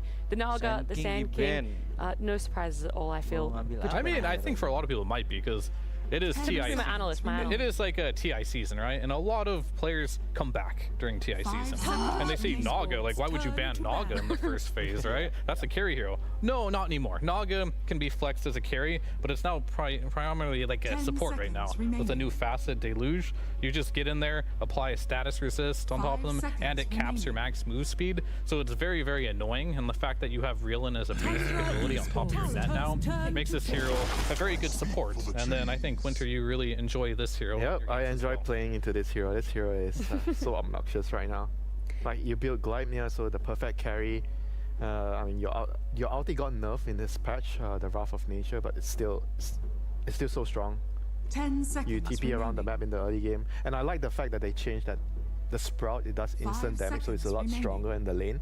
And basically, no one can trade in the lane against the Ironwood tree. Where exactly can you play Nature's Prophet though? Because that's, I think, you can kind of play him on off lane or carry, or even mid. But I think his strongest role is on the carry role, because you need him to actually snowball from the lane. And because you're on the shorter side of the lane, you can abuse with your Treant, and you push the off laner or the support out lane. Nothing can actually touch the Treant. And you win your lane, and after that you have ulti, you kill the other side lane, and you kill the middle lane, and everything just snowballs from there. I have seen one playstyle that seems to work pretty well against the Natures as a core or a support, and that's having an offlaner or like whoever's laning against it build double bracer, and then the support just leaving. And you say like, okay, you want to play this hero that's going to dominate the lane? He doesn't kill you. He just CS's and dominates, right? So the way a lot of people are playing around it is essentially just like sacking the hero that you put against it in a way, and then getting solo XP. And it seems to work fine. I'm a little iffy on Nature's Prophet as a hero, just because now that the ult got nerfed in terms of the base damage that it does, the bounces don't kill creep waves instantly like they used to at the same level that they used to. So you're going to be getting a lot of creep waves low on the map, but not necessarily killing them yourself, which is a lot less gold, and you're still denying those creeps from your team. They're not going to be pushing into you because they're going to like instantly. Yeah, but I would still say like in the early mid game, it just makes it a lot easier for you to play as a unit, as 5 as your team, you know, because you have someone that can always connect. So it's easy to play. I would say it's easy to play the early game. So in high level Dota, I think that matters a lot, you know. It does. I'm just saying, if I had to hedge my bets on like what heroes are going to fall out of the meta, I would say that the stock in Nature's Prophet, I believe, will go down when we see, like, let's say third day of group stages, because I think now there's not a third day of group stage. When we do see it, I think it's going to go down. I've seen some counters to it. So tomorrow, you know, like yeah. I mean, I definitely think. I think tomorrow it'll be less value. I think support and potentially mid might get figured out, but I don't think there is a hard counter to the carry NP, just because of how fast it can play. Do you think the same as for the offlane NP? Like just side lane NP core in general? No, just carry. Just carry. Okay. And I think that'll always have some value as long as you can build Gleipnir. BKB is one of your toolkit, which you can. And on top of it, you can farm fairly fast. And I don't think as a carry you have to rely on your ulti to farm. It's just kind of like an additional tool that most carries don't have that can help team fight. Whereas if you put on another role, it won't be. It's an interesting interpretation from Talon. Dragonite, it's a hero that I personally like in the carry role, the fire facet, but I don't think that's what they're going to do here. I feel like this is an answer to NP, just on either it follows it mid or the off lane, because it has high armor, and on top of it, if NP ever leaves, and you do go for the Poison Dragon, you can just take his tower, right? And kind of just punish the fact that he is rotating on the map. I feel like that's Talon's like read on this particular game, and how they want to address the Nature's Prophet. They knew they're going to pick it. This is the response that they had. That's a very fast lineup that Tundra is running. Yeah, Enchantress, Tusk, and it is such an old school thing. You run around the map, your 6 minutes, your supports go to mid, they take the rune, and you have an NP that can TP to mid. So there'll be 4 heroes there, and they want to kill the tower at 7 minutes with the first catapult. And I do think that DK, if he's in a side lane position, Tusk is one of the nicest heroes to play against it. He just does not have enough armor to survive through a tag team with 3 heroes hitting him.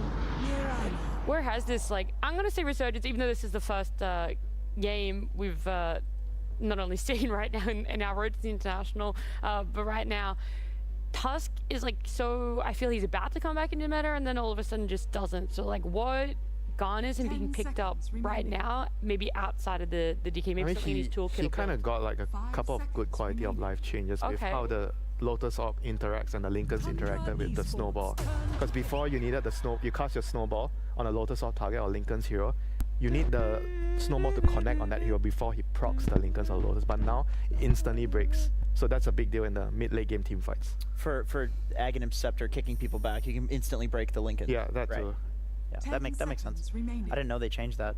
One thing that anybody who comes back to Dota after a year potentially of not playing or watching, and they see the Mirana, you might think that it's a support. It could be, but a lot of people are going for the Solar Flare facet, which gives you your whole team feels like damage and attack. It's a carry with Marcy. I think they're gonna run a Mirana. Probably Marcy lane, and Mirana you can kill the Treant, you know. You were saying Ponyo is melee position 5. Yeah, he loves playing melee here. So he loves the Marcy. We've been seeing a lot of Mirana carry, although I do believe that what Mirana offers, she offers pretty nicely from the support positions as well, as long as you have heroes that benefit from the Solar Flare. But I love the overwhelming damage that this hero gives you, playing into the aura and like tank meta that people are. Yeah, but the thing with Mirana carry, I feel like she's weak in the first couple of levels. I mean, correct me if I'm wrong about this, Clinton. Like, I feel like he gets abused in the early few waves. I mean, I'm not a huge fan of the Mirana carry right now. I think in a support role it's a lot better. But yeah, your early stage isn't incredibly good. With Marcy, it might be good enough, but it's not like really good setup. I think it's a pretty strong lane overall, but I think if you do have a carry Mirana, it makes your lineup look a little bit strange here. But I don't think they have a choice, right? I think it kind of has to be the carry Mirana in this situation. But against Morphling, it's definitely not good. That's a matchup where Morphling will take control of the mid-late game. You really have to snowball the game. But they do have a good lineup where they can group up. DK can really use the attack speed as well. Mirana does hit hard, but the only issue she has right now is you stun her once and she's just dead. Very, very squishy. I mean, you have the SD to help you, I guess. I mean, the SD is also really good with DK. I mean, I love getting the facet, you know, the promulgate. When you have a tanky hero on your team, I always do it. Like, he's gonna go in and just gonna cast my spell on him. Yeah. That plus a Solar Crest makes whatever hero you put that on immortal. It is so hard to deal with. And I love SD as a hero. We were talking before we went live, and I actually pick SD as my top contested support for both 4 and 5 in this tournament, just because not only does it allow you to like buff and save your team, it also counters the buffs in the saves that exist because of the SD ult purging. It purges Force Staff, purges Glimmer, it purges Solar Crest, Drum Buff, like all of these auras that people are building, minus Pipe because it's not purgeable. I mean, the thing with SD this game, I feel like you're very vulnerable in the early game against Ange, Tuss, MP rotating around. I feel like you could die a lot in the early game. Man, my question has just been, what's Thompson gonna play? He doesn't strike me as the Nature's Prophet type of guy. He does play Nature's. I mean, he does, but he hasn't played it recently. He's actually been playing a lot of Ricky. I mean, what do you think their draft needs right now? Do they need like someone that can go in and they need someone that can just play with the supports, I feel like. And Morph is going to farm a lot. NP can always come in. NP and Morph are going to take up most of the farm on the sides of the map. They need just a hero that can just run around with the Ench and the Tusk as a 3-man and just control like the runes, make side lane rotations, play really quickly here. They don't need to like an Alchemist or something very greedy that we saw banned there. They want something Thompson to play very fast on.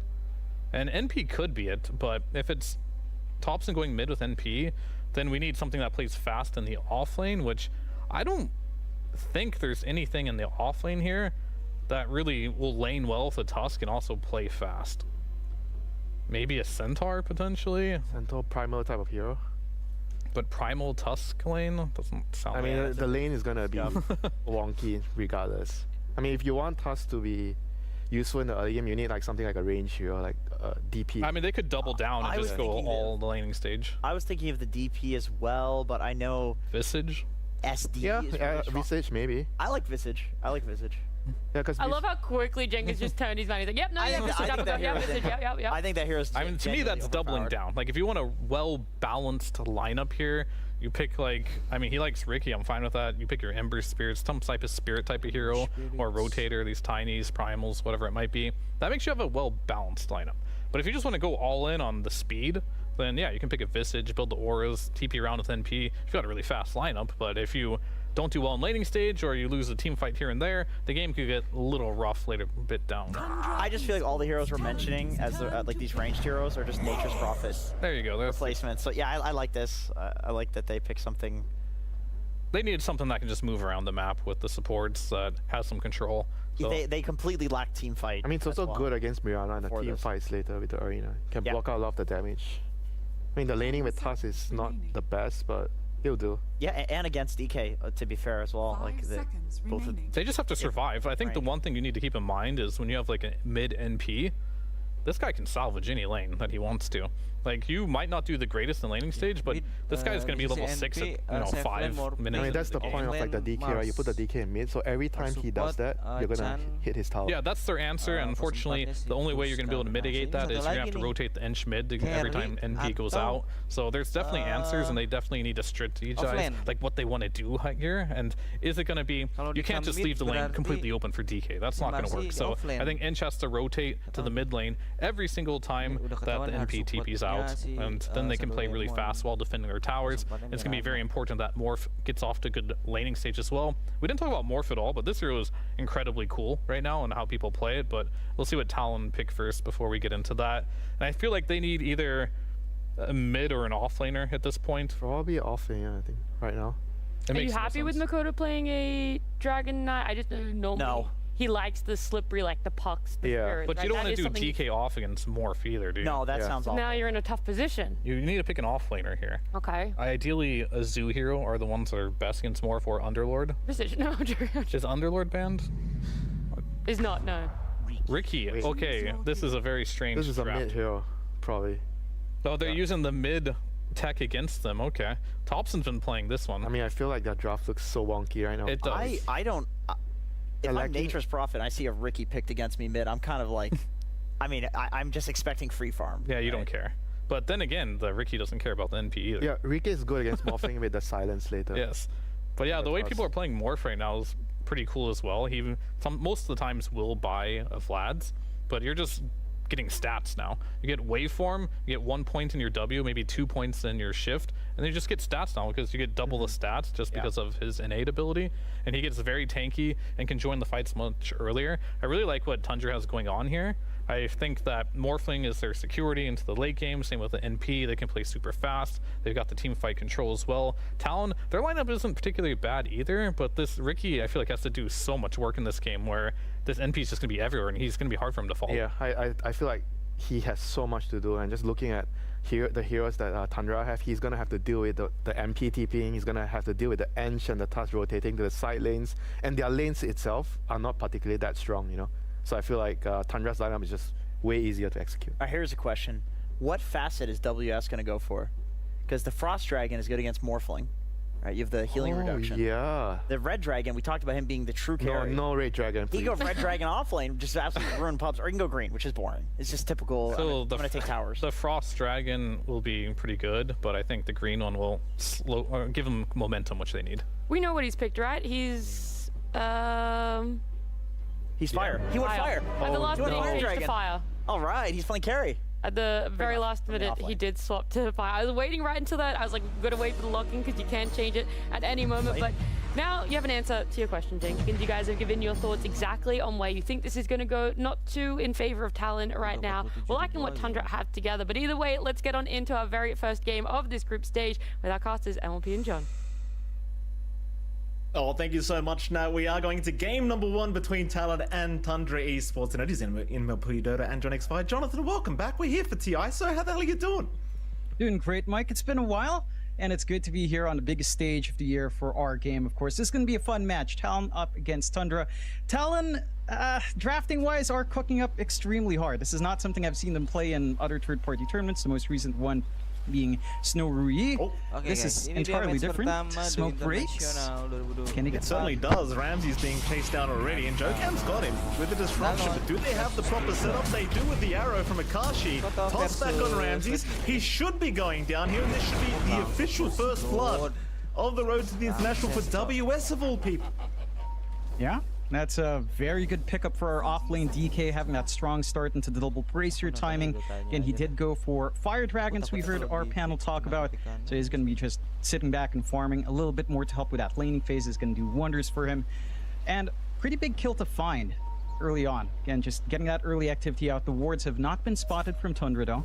So they should still have that forward vision for themselves. as the lane goes on. But again, this is going to be fun. I mean, we've got the new tech coming out as well from Topson, the mid NP that we've seen a lot of in other third-party tournaments. For me, most recently, I believe Execration's been doing this quite a fair bit in like Wallachia qualifiers as well. Lewis has been playing this a ton. Topson, of course, probably been playing it on his pubs quite a fair bit as well. Should be a very, very interesting matchup against the Ricky. We heard the panel touch on that just a little bit. And this matchup doesn't really care about each other too much. The Ricky can play aggressive. He does have a little bit more agi bonus attacking non-hero units, so he can also somewhat delete the Ironwood tree. Although early on it is still highly inflated. Doesn't give that much gold for how much it does in lane. So I'm keen to see how Mikoto handles this. But as the levels go up, it shouldn't be too rough for the Ricky. Although, again, early on, this is definitely way more favorable for Topson. Probably for the first 3 levels, or maybe even the first 4 levels, it's going to be pretty much in the NP's way. Yeah, certainly this Ironwood trade makes it very, very hard to actually lane for Mikoto, but we'll see how he does deal with it as the levels do go up. Of course, the side lanes, Jonathan. Top lane, you've got Pure and Whitemon against WS and Jokan. What do you think about this? Because I believe Winter was saying he didn't really like the idea of a DK versus Morph matchup. Do you kind of agree with that sentiment? Do you like this laning stage from either side? It's a very stable lane for WS. He's not going to be able to fully bully out Pure. Neither will Jokam by any means, and I think that's the one thing. Pure should still be able to have himself a relatively free time farming up, unless he overextends, but you probably aren't going to be looking to play too aggressive even with the Tusk on hand.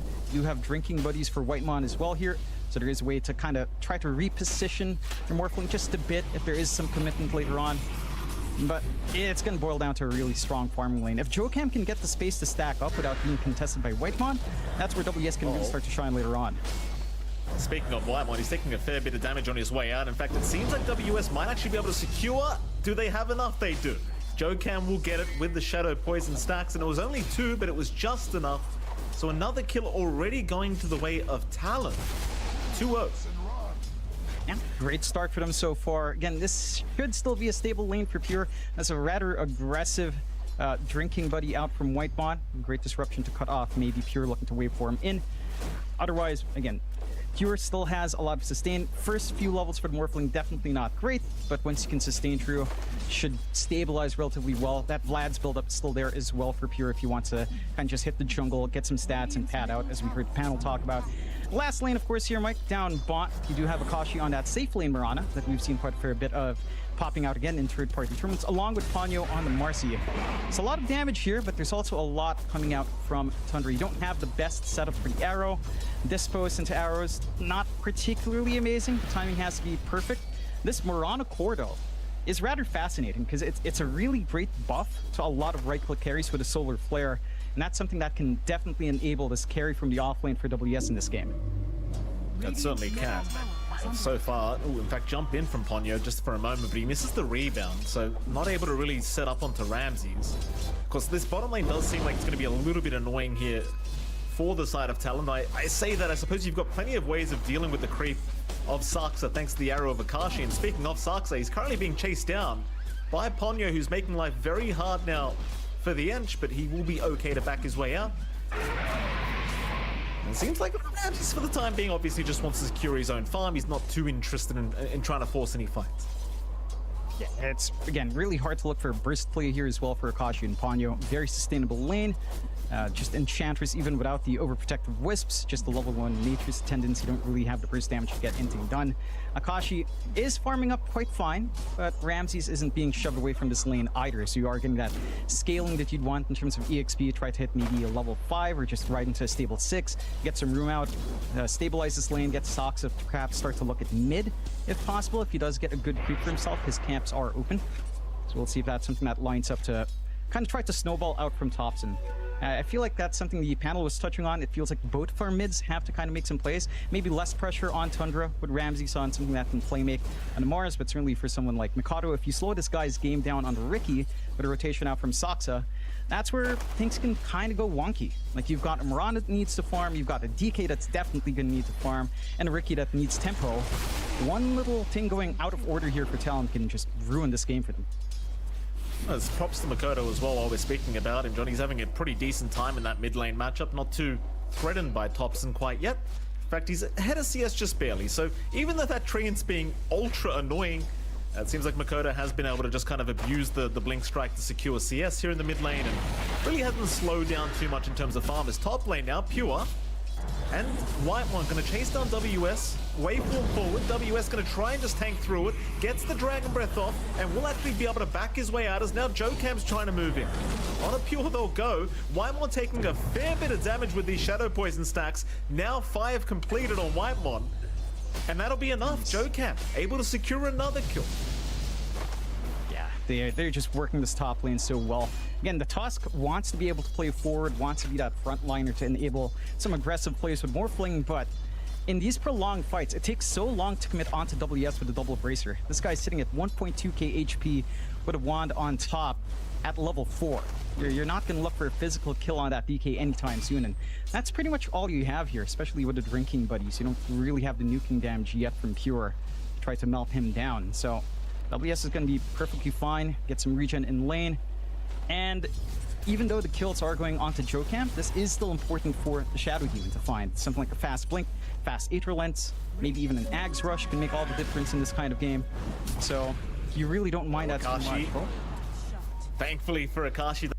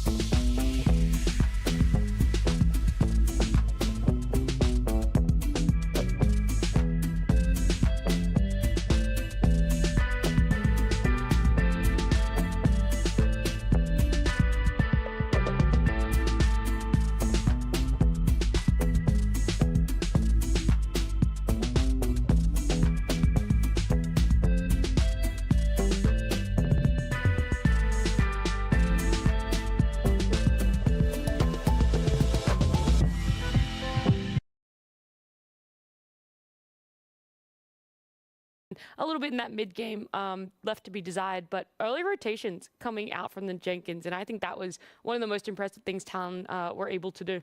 Yeah, that was going pretty well for them, actually. Yeah. Surprisingly. Akashi made his classic rotation through the portal, and that went really well. There was an early buyback that we saw from Ponyo, which was interesting, but it just spoke to how much fighting there was in that game. I think at like 25 minutes, there was like 45 kills or something like that, so almost 2 kills per minute, back and forth. The net worth lead was until the last 10, 15 minutes of the game, maybe closer to 10 minutes of the game, like it was fairly even.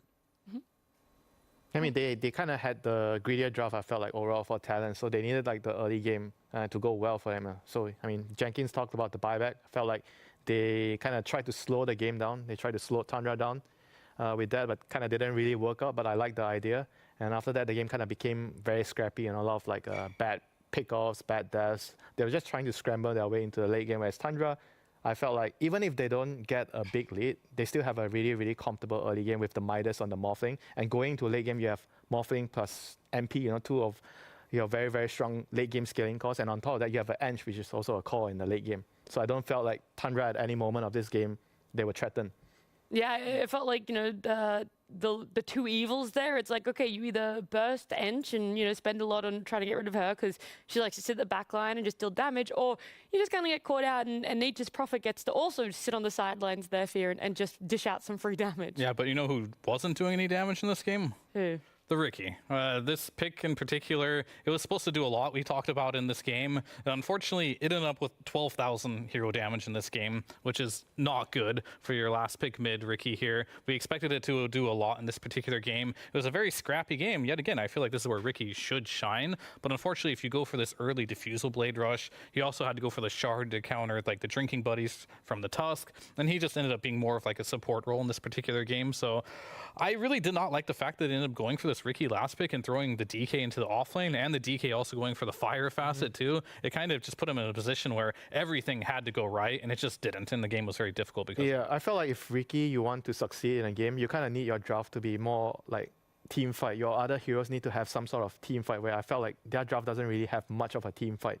It's all about you get your items, then late game you have this DK, you have Mirana, you're going to out DPS your opponents. But in the early mid game team fights, like, what is Riki supposed to do when nobody's willingly standing in front? Like, for example, Tundra had the arena to team fight, Talon kind of didn't really have anything outside, you hit some arrow with the DK jumping in. That's about it, Yeah, I think that was like, we saw a good early rotation from Talon, I think at like the 10 minutes, and then you fast forward literally 2 minutes to... Yeah, when the actual team fights are happening, you can see they are struggling. Yes, Tundra had that arena up that you're talking about, and yeah, there was a lot more that they could do with it.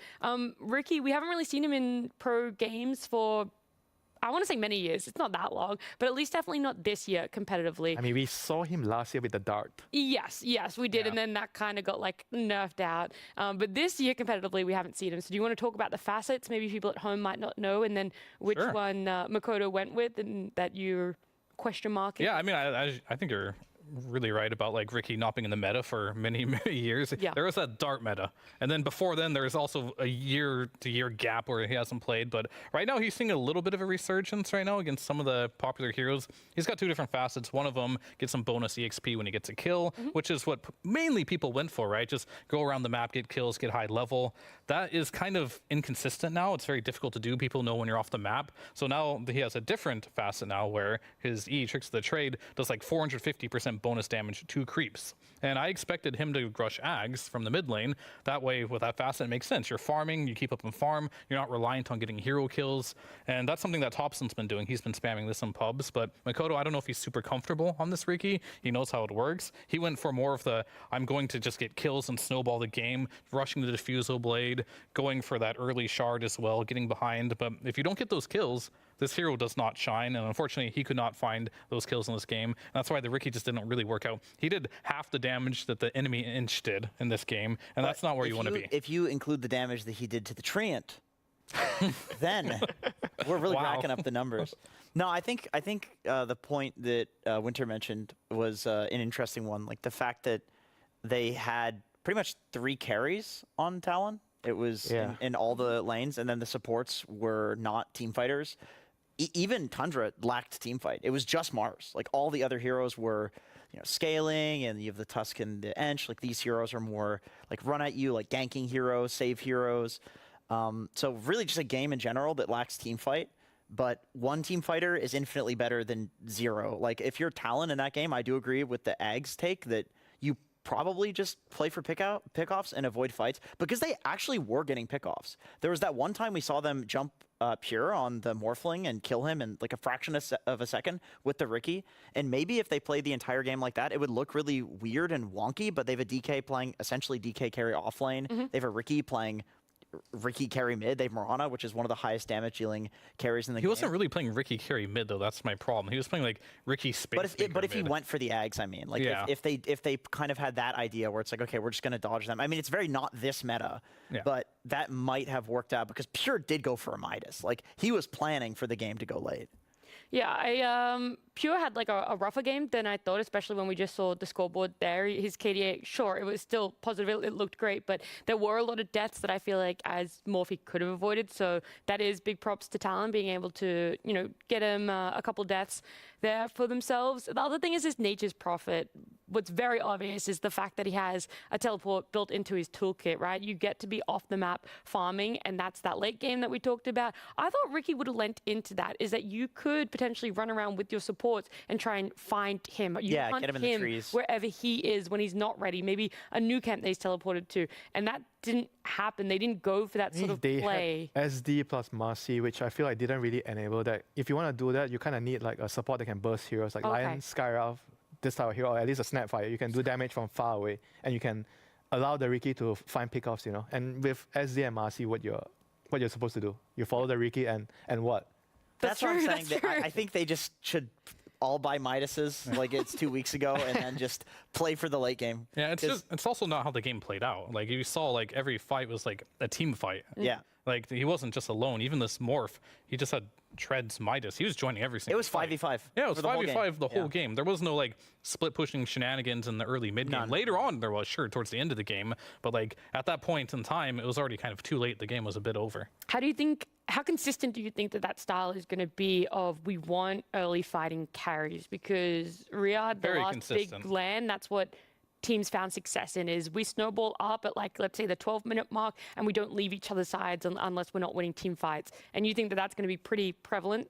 Yeah, I mean, I think right now most all the carries are playing heroes that can be very active. Morph is one of the greedier ones, but most of them are buying Gleipnir first item. That way they can join the fights while still farming on the side. Their second item is usually BKB, so they continue to join these fights. If you miss a timing here or there, or if you're just a bit too AFK, you're going to lose these fights. And these fights are massive. Now you're going to lose Roche, and now the game's going to snowball. And right now, currently in this patch, snowballing a game is something you usually can't come back from. It's going to be very difficult to get back from, so speed is very important. Yeah, if you don't join the early fights, you're not farming. Basically, you won't have time to farm. So I felt like a lot of the heroes, the carry heroes that were picked before, something like Terrorblade, Antimate, that's why they fell off. They can't really have time to farm. And even if they choose to come to the team fights, their impact compared to the range carries right now, the Lina, the Wind Ranger, the Mirana, it's not the same.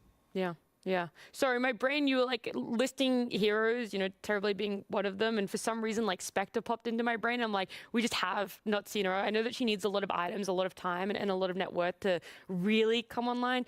But with her ult change, that's what we saw at TI last year, is that people were looking towards picking her up because she could ult in and then just leave again and go back to farming. And I thought maybe that might have come back around with everyone wanting carries that could join fights. But there's two aspects to it. You have to be able to join fights, but you also still have to be able to do something in the fight. And the third aspect is you have to not lose your lane horde. Okay, so that's, yeah. So like these heroes like Lina and Ron we talked about, NP, they're strong laners, right? They can win their lane, they can snowball that. Right now, Spectre, still playable. It's not an unplayable hero. It's just really weak in the laning stage. It gives the offlaner kind of a free game, and you want to avoid that.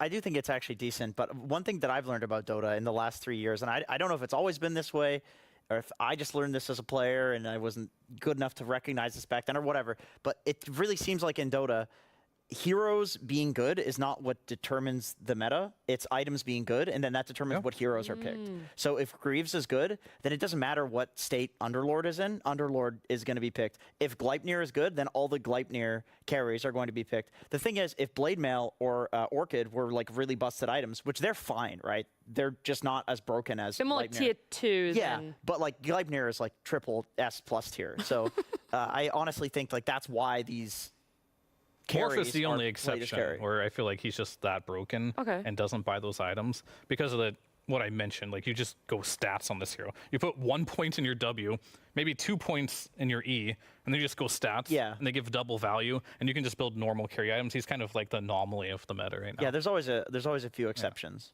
Yeah. How many carry heroes do you think can't build Glib? I shouldn't say can't, but like don't Most do of the well melees with. one. Most of the melees like doesn't make a lot of sense on them.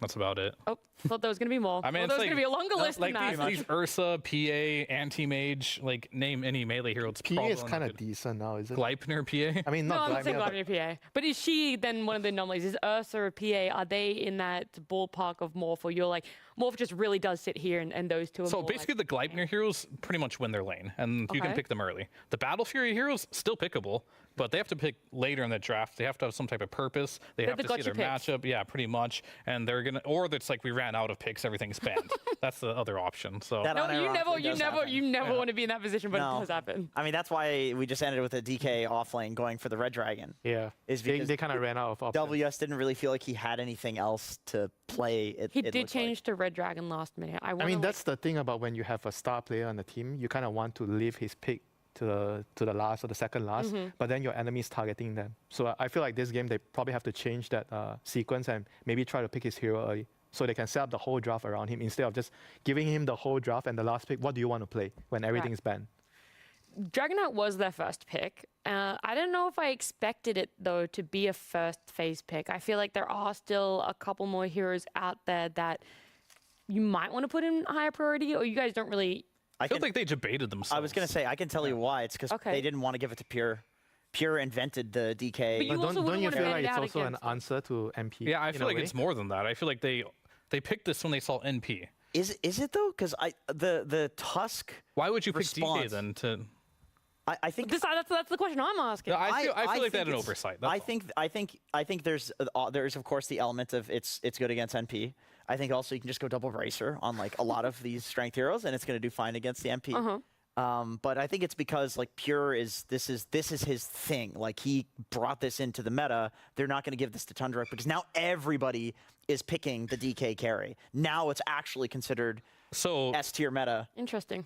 To counter that, you're going to take Counter to his counter. hero, give him his other good hero, Morphling, and then pick that hero that isn't good versus Morph and try to counter it. Yeah, I think they ran out of bans. I think that's the issue, and it's what you said. They debated The thing themselves. about countering as well is sometimes you're just not as good as your opponents at executing the same strat, right? You copy their strat, but there are certain small little detail that you are missing, and the thing is just not the same anymore. So I'm not really a big fan of trying to just take what your opponent's good at. and just pick- I think they pivot away from that. I don't think they do that Look, a second. It could have been both things that factored into this. Either way, it's a best of two for our group stage here between Talon and Tundra. And we're looking at our draft for game number 2 there in our screens. Are the bands going to change up? Right now, not at all. Nothing is different between these two teams and what they've decided to take out. For Tundra, I mean, you don't need to. You just won a game. You're very happy. You're very comfortable in this matchup and what you think is going to come your way. But for Talon, if that Dragon Knight was as big of an issue that you're talking about, Jenkins, maybe they consider putting it in there and not wanting it. Lena and in their Omni are draft. the only ones left? Yes, Okay. Lena and Omni from last game's bans Yeah. could potentially be banned here again. We'll see. Do you think Lena is Cannibal Winter? Do you think you're comfortable coming up against her in a competitive game of Dota? I think Lina and MP are heroes that I'll never want to fight against in the game. Like personally for me, I think they are really, really difficult to deal with. There's not many answers. I think a decent solution is maybe going like some centaur with Crimson Guard and you try to negate the damage, but I don't even know if that's enough. They go back for it. I mean, at least if they're going to do this, I think I would prefer to see the DK go mid. Yeah, I mean, I don't like that. This to me is a carry hero. Carry, I right think. now. Okay, strategically, you don't pick this as a carry counter to NP, my opinion. You pick this to exploit when NP leaves the lane, but they didn't do that, right? This is not an off-lane response. But do you also feel like the last game they did it to mirror the MP? Like wherever the MP is going, they want to send the DK there, didn't, but they though. changed their mind in the end. Yeah. So like that's what I mean. Strategically, they might correct that, and I feel like that would be an okay thing to do because you're going on the same path of what makes sense. And I don't know if it's good or not, right? But it makes sense to me. It's like, oh, you have high armor, you kind of have the built-in bracers you talked about, and when the NP leaves, I mean, the high armor thing is not exactly a thing anymore now, because in the beginning it's different. 5 with the old- seconds. It's more than enough. most heroes. Yeah, with double bracer, which anybody playing against NP is going to get. I think it is enough. But I think you 100% have to go with the poison facet here and play for tempo. You can't go with the fire facet and just farm because at that point, you might as well just play as carry. But if you're playing as carry, I think the fire facet is like the Talon's go-to, right? turn to It's play. fine. I mean, Yeah, you that's have the to thing. be Like, if DK is as good as we think it is, you can just put it as a carry, and I'm fine with this as well. But if it's an answer to the NP, it's not the fire facet. It's the poison facet. NP leaves, you take his Talon's tower. turn to Now pick. all of a sudden he gets punished for going Tundra across the map. Esports turn to pick Let's turn our Enchantress. eyes towards what those second ban phases were. Second ban phase? What? Second phase Second ban bans? phase, yeah. Tango, Marcy. Sniper, yes, Sniper getting through. So they think Marcy was an issue from game number 1, willing to give up the Sniper now, and the Morphling also making his way in there, which 10 leaves the seconds Viper remaining. through. So that's the differences in that second phase between game 1 and game 2. But 5 Enchantress seconds still remaining. on the table to be picked up and taken away. Tundra Esports On Talon this time, that's Yep. the adjustment they made. The swap. And they're going to go Bask for their Tusk here. It can be played on Whitemon and Soxo, so it's still available here. And do you guys prefer the drinking buddies or tag team now? Not a Tusk player, not sure. It made a lot of sense against Ricky, because you can just like As a pull them viewer, out. I like it. Yeah.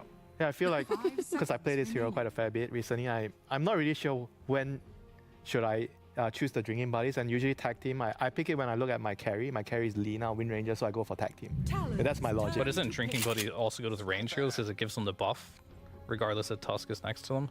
Yeah, but you don't need the attack speed on Lina, for example, Yeah. or Wind Ranger. Either way, that is going to be Sox's hero, the Sniper. Do you have any insight on this one as support? Absolutely. Lane winner, he's like a Absolutely. Lash. I have a 25% win rate with this hero over the last 6 months. It's No way. My most played hero. How many 5 games? seconds Sniper. Well, I go Conda 6 Rapier Rush. Oh, maybe that's why you're losing as That's a the support build that I- sniper. No, that couldn't possibly be it. That Go couldn't for it. possibly be the reason. But one thing that I did notice looking at this hero on Dota 2 Pro Tracker is a lot of players are spamming the Sniper Pos 4 and considering this to be S tier. They have a 20% win rate with it. Like, a lot of people are losing with Yeah, Sniper. but most of the games you watch, you notice they're winning the lanes. I think you pick him to win the lane, and later in the game, I feel like it goes well with the current team of the meta, where you need your supports to do damage. And Sniper as a position 4, after you secure the lane, yeah, you don't have any catch for your team, but you farm, you skill, and you help with the damage Yeah, department. this goes back to our conversation about Yes. maybe it's winning. Bad in pubs, but Yeah. really good for competitive. Well, maybe That's it's winning exactly in what I was going to say scrims. too. all of this is very fruitful, and I enjoy the conversation. But Soxa is one of the only people that actually has a positive win rate with it. Right, that's what you're going to He say. is with it. he is actually good at this Sniper Pos 4. This man has been cooking for Sniper been- for many months, he- by the way. Really wants people to play Sniper. Yes, because I remember all the way back at the Dubai LAN, he was talking to one of the teams playing in it and was like, mid Sniper, that's the secret sauce. They picked it out and they won. I think it was Liquid, wasn't it? Pretty sure it was Liquid. I wasn't gonna name the they- team, and but I- I'm pretty sure it was Liquid. I think it was because there was a lot of like coddle mid, Yes. which was just like kind of pushing the lane so you could get away with the carry mids. There was like less track mid, which Sniper counters. I also feel like it kind of enables your support, because back then maybe it was the meta shifting towards more emphasis of fighting in the runes. And Yeah. Sniper, I feel like when you put this style here where you have some AoE spell to fight around the ramps, it's very difficult for the enemy team to contest the rune. Like a Razor mid, you just cast a plasma field and you 10 kind of secure the seconds rune. remaining. Yeah. And Sniper does that for your supports. Yeah, and honestly, I mean, Thompson is one of 5 the seconds Sniper remaining. mid players that will actually take it mid. So you whenever think there's a slight flex? there's for a that s- team? yeah, there's a This slight team flex. specifically. Yeah, like I think when you see this, you're going to assume it's a Sniper 4 because this is the meta. But with Tundra, you always have to look out. Thompson's going to look for any excuse to trick you and play a Sniper mid. I think it's absolutely hilarious. Most people said this, what is the facet called on Sniper, the scatter shot or something? Most people are like, this is the most useless 10 facet in the seconds game. remaining. Then all I of mean, a you think sudden- about the position 4 heroes, right? A lot of the heroes that have a good 5 facet now, like seconds Lash remaining. and Sniper, they kind of change their spells from long duration to short duration, but you get more damage. Yeah. And that works really well in the lane. So I felt like a lot of these facets just made certain heroes have a very, very strong laning phase. And It's you can just funny, pick it's still facets are still being discovered this late after they've been I think the released. item meta changing helps a lot as well. Like Sniper with drums and solar feels really good just Yeah. in general. Like you do really well in the early game. You get these early items and you start snowballing with the early items. When Scattershot was first added and it was the facets patch, it was not a group up as 5 like pipe Greaves sort of auras meta. It was a like how well can you do in the mid game type meta. And when you're talking about the facet that falls off the fastest but has incredible early game didn't even matter back then. It was all about mid game. Yeah, it was like the Jin Q Marcy's rushing BKB. Yeah, becoming a exactly. core, yeah. You're just becoming a core. Yeah. The thing about Sniper that's always really annoying is he likes to sit on that back line. You know, Likes there's peeping. normally exactly. There's normally other heroes that are willing to go in for yourself. Obviously, Tusk being one of the ones they've already picked up for themselves. You go, that man wants to initiate, wants to go in. But then on the side of Talon, you then think, okay, how do we get into that back line? How do we just take out this support that's going to be able to deal a lot of damage? And I guess they thought their answers were the Mars Phoenix. Do you guys vibe with it, or? I mean, it's a good combo. You Arena and you Egg on top. People have done this. It's a classic many combo, times. and I think more than anything, they're just taking away a lot of the heroes that they feel like were a problem that Tundra had. They took away the Ench, they took away the Mars, they brought their own team fight to the equation with the Phoenix here. It's a well-rounded lineup here, whereas Tundra, they're kind of going for the same type of style of strategy. Yeah, I feel like the Really Phoenix also provides you with the support matchup because you like to play Phoenix into the Tusk. Yeah. So that is also a small little addition for your draft. Do you like it a little bit more than for game one? Like you see a clearer vision. Yeah, it's much easier. This is way easier to execute. Yeah, I agree. I think for Tundra, what they're lacking right now is it's some sort of AoE disable. Like Centaur would be good if it wasn't for the fact that they're playing against Mars, and Mars Arena counters a Centaur. You drop it down, you can't, you know, you're running hasted speed within a tiny confined space, really doesn't help that much. But some hero like that, that's able to team fight, some AoE circle. Yeah, they I was need a thinking meat shield. They need a Slaughter. meat shield in front. They need Slaughter's good, yeah. A meat shield that also has some sort of stun. And if you want someone to team make fight. circles and auras, Underlord could work. Yeah, Yeah, that sounds and pretty the good. Lord with Luna is Honko? very, very strong combo Yep. together. Team fight. You stand in front, you protect her. Because Luna really needs someone to protect her in the team fights and a distraction. You can't. He's tanky, but you can't ignore him. 5 seconds remaining. She's not tanky enough to survive by herself. No. She needs like someone else to keep They her actually alive. banned the Kunkka. Yeah, Good Kunkka's call. actually a good choice. I thought Kunkka was going to be really busted when they added the built-in rum innate. But once again, this is another one of those ones where you look at all of these top players spamming it. They try it for 8 games, they lose 7 of them, and then they stop spamming it. I saw Put Collapse. on the bench. Yeah, and they're like, Collapse never couldn't again. make it work. So it's like if Collapse is spamming something, this guy's like climbing an MMR, and this is the one hero he's losing with. I figured I mean, the water park just isn't the same anymore. it's not the same, dude. You get cannons now, which are Cannonballs. awesome but terrible. They're not terrible. It's just definitely worse than the old one. yeah. Torrent Storm resting. But I like the idea. Like this would fit the type of hero they need perfectly. Something that has a little bit of team fight, a little bit of disable, and a meat shield to go in front. Tundra Esports turn to Oh, they even banned the Centaur despite having the Mars. I mean, I think it's great. Other than Into the Mars. I feel like the Underlord is a pretty good option here. I think so. It'll make the DK. It's very good with sniper, like your spells with the scatter shot. You have like double teleportation as well with the gate plus 10 NP, seconds and that's kind of what their lineup's all about. Getting around the map here. Oh, they're gonna take Underlord for sure. I was gonna say the only issue is you're getting counterpicked, but that's why they banned out the monkey. Never mind. What on earth? Off lane Elk. Could be mid elk too. I mean, still that hero, if they do run it off, gets countered by monkey. Like this carry demolishes countered any mid too, melee yeah. hero. I mean, I feel like that's the lane though. Elk plus sniper. it doesn't have to be, but it could. It's a pretty strong lane. Yeah, I mean, I like the shot. I think for sure, the more I think about it, this NP has to go mid because no one in the right mind is going to play NP offlane into Enchantress. You're just going to give him a free tree. Yeah, you just don't skill tree or what. Like, what's and then it's just not good, right? No. So it's offlane Alchemist for sure here. I don't think offlane Luna is a thing. I mean, she did get improved. I'm actually a big Luna fan ever since they made the changes. You are, to her. sorry? Yeah, Okay, this hero, like, I was not a fan where you would just max your W and E and just go AFK for 20 minutes. But they changed it so now you can max beam if you want to, get your ulti at 6, and you can participate in the fight, which makes this hero a lot faster. But yeah, they're going to do the offlane Alchemist here because I don't think you can do NP offlane. I'm not sure how good this lane is, but you can stack with Sniper like crazy if you want to. Alk can get farmed. I don't know if there's a particularly good Ags here to give away, so I'm very curious to see. I don't think he's going to go that route. I think he's just going to build for the team and just get auras even, potentially. Maybe he'll go Radiance and be another carry, but that seems a little greedy. How do you guys feel about the last pick, Akashi Windrunner? I mean, it's a good laner into like the Elk. Against Alk. Elk sniper. I think it's a pretty strong. You need a pretty strong like position 1 carry when you have Phoenix pos. Oh no, it's actually Enchantress pos 5.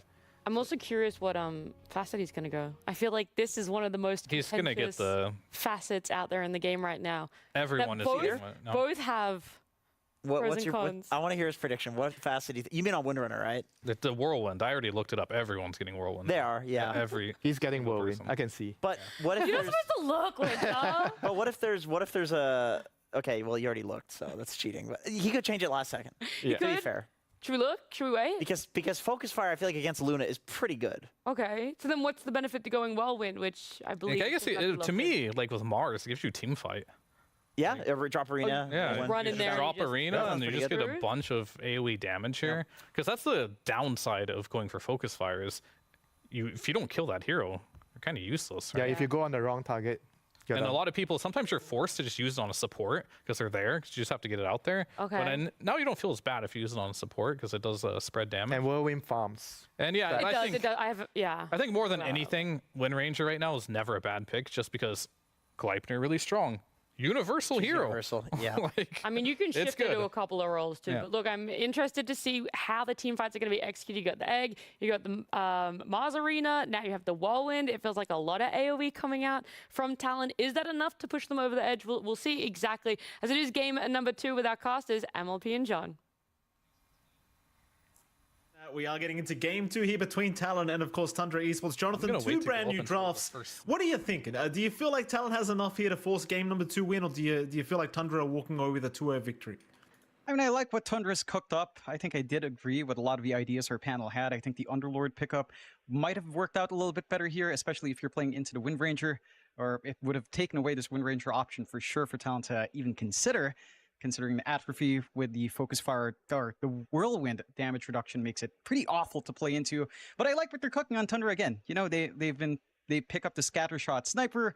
You and I were having conversations about Scattershot before. You told me, John, it's trash. John, please don't stop suggesting that, John. Here it comes. You know? Are you happy? I am happy. You happy you got that out, Jonathan? You're satisfied? I am very satisfied. It only took you like a year for this to be. It only took about. Hey, 6 months or so, okay? Give me some credit. 6 months. You're a fortune teller, Jonathan. You're a good man. I can see it. You got that psychic ability. Here we go. First blood maybe to happen here, as we could have a fight. Smoke around from Whitemon. He might just find Ponyo here with his pants down, and Ponyo gets sharded up, and it looks like he is just as good as dead. He'll try for the run. The Fairy Fire out. The slowdown is there from the Blood Grenade. They are still trying for Ponyo, and they do find him. Pure. He'll be the one to secure first blood on the Luna. Probably the best start you could have asked for here for Tundra. Is Akashi? Also caught. Ramses with another unstable concoction. They'll remove half the HP of Akashi to start off this laning stage, and oh boy, Tundra with the aggression already. And that's what we need to see coming out here for Tundra. All their lanes are set up for nice, easy aggression. Maybe except the mid. You've got Mikoto on the DK up against Thompson on the NP once more. This is, again, a very relatively stable lane. You're going to be farming here on Mikoto. You're going to be farming Thompson. Neither side's really going to care too much. You at least have that extra piece of play for Thompson if he does manage to get the teleportation out early on. So that is something to look out for. A good voice line out from Pure. I was wondering where those voice lines were. It's been very quiet in game 1.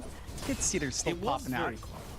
Don't get confident, Jonathan. No one's playing your voice lines. Nobody. Yeah. All right? Don't. I know what you want. I know you're trying to sell, Jonathan. It's not happening. We're at TI, goddammit. Get it together. I talked to Whitemon. He says we're not friends. I talked to Akashi. They say that we're not friends. You know, what can you do, Mike? What can you do? I'm not friends with them. Yeah. Still, we're friends with this game. As we're taking a look at the top lane now with Pure on that Luna. Guess we are. It's a love-hate relationship sometimes. Whitemon on the... What was I even saying? Whitemon and Tusk. You've got WS on the Mars and Jocam on the Phoenix. This is also relatively stable. I mean, you have some decent play potential. Luna's not the furthest range hero, so the Mars can certainly play. This is a WS special, which is rather interesting they allow it through this time around. We've seen WS, even when Mars looked pretty atrocious in some patches, even from his time in Boom, WS makes the hero look damn good, almost like what FBZ used to do in Boom as well, except it has felt... Well, Shard was there, but the follow-up was not. No curse, Jonathan. Well done. You've done it. Because bottom lane, Akashi and Ponyo, they'll be up against Sarkis and Ramses. It seems like already a very good laning stage for Ramses, as he has secured 10 CS. Because Ponyo will try to force him out on the Ench, but he had to go level 1 Nature's Attendance. Now he has the Enchant up, so he can do a little bit more But this laning stage down this bottom lane for Tundra does seem very strong. Like maybe now the Harpy Stormcrafter could be a little bit annoying for Tundra, but with Saksa and Ramses on an Alk Sniper, it could be a very hard lane here for Talon. Yeah, it's not going to be nice and simple. I mean, Akashi can always try to wind run away when they do fully commit with a stun, but you're not dodging out the shrapnel damage. This scatter shot facet is just, it's a lot of damage, you know? And I love seeing it come into play here at TI, the road to the International, finally seeing this in play. It just allows you to really zone out these heroes quite hard. It's giving this melee matchup up against dual range a lot of play for Ramses, no care in the world. He knows the sniper can always cover up top, getting a little bit aggressive here. Jokam almost goes down, but they didn't quite have enough damage. Whitemon dropping quite low himself. Meanwhile, bottom lane looks like there was a bit of a chase onto Ponyo, but they won't quite be able to secure as now Saksa in danger, and Saksa, he'll be the one to go down as Akashi picks up his first kill on the win range. It's a classic Ench bait, right? You chase the Enchantress expecting an easy kill, and you end up giving one away instead. That's a nice little boon for Akashi. Again, in not really a slower lane, but a lane where he's not really finding as much, say, aggressive play. The Ench can't really zone in and out too hard. You isolate that sniper, it can still be easy pickings. They will take care of Jokam up top. So but if the safe lane's having a pretty decent time here in finding these pickoffs on the supports, not as much as you'd want to get out here from Ramses and WS, but Pure and Akashi off to a decent enough start, at very least, to set that tempo here. Really curious to see how much more Thompson can get done. This lane on mid has been a lot slower for him in comparison to last game. 13-5 on the NP compared to 23-8. Ponyo? Does go down. They will get a bit of revenge here onto Ponyo. Akashi unable to help out as he was stunned up by Ramses. You were saying, though, that the mid lane does certainly seem a hell of a lot slower here for Thompson this time around, but in fairness, he is up against DK, which is kind of the king of just slowing down your CS's top lane. WS in danger. Chase is on and Pure does secure. Now they'll go for Jokam as well. Jokam will have to walk the old-fashioned way, but Pure and Whitemon both just slowly chasing him down. Eventually we'll find him. Pure has to be a little bit careful though, and he does actually die, but he secures the double kill before he does. So I suppose you could probably just call that worth for the loot. That's not too bad. You don't give the EXP away to Jokam. As a Phoenix, you really want to rush into that 6 or even just your level 5. And you don't get that free EXP. Taking that tick last, unfortunately, there. Getting a bit of a free chase onto Ponyo as well while he's trying to scout out these camps, but not going to be able to get that full committal onto the Ench. Still, 2-5 start Tundra this time coming out of the laning phase in pretty strong fashion. I was oohing there, John, because Ponyo did accidentally throw a blood grenade instead of dropping an ult, I do believe. Will be just fine, though. It does happen. We all misclick once in a while. Ponyo being chased down for a little bit by Saksa and Ramses. In fact, the unstable concoction is going to be channeled.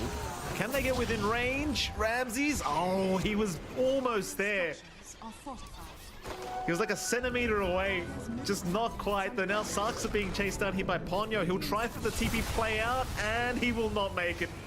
Ponyo is able to secure, but now Akashi, even chasing down Ramses, but Thompson doesn't really have the damage. Meanwhile, mid lane, chase for Thompson. He's going to be just fine. Yeah. Did force out Whitemon to make that way onto mid as well to secure the rune, and he is forced to take the amp damage rune himself. Thompson not going to be able to get too much out, or at least get the TP reset with the teleportation back in. We haven't seen that much side lane movement this time around. Probably not to be expected until you get a little bit more. Doesn't feel like the side lanes have opened up. I was expecting maybe some movements down bot, play with a shrapnel there.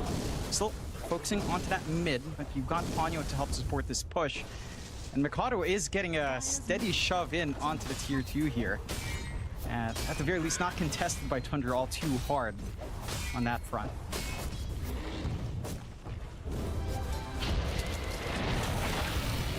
Apologies about that, John. Mid lane. Looks like there is a fight breaking out right now. Ponyo could be in a bit of danger. Snowball will land, and Ponyo still alive for now. The Sprout will be there. They're locking down a little bit longer as Whitemon going for a run, keeping the vision up.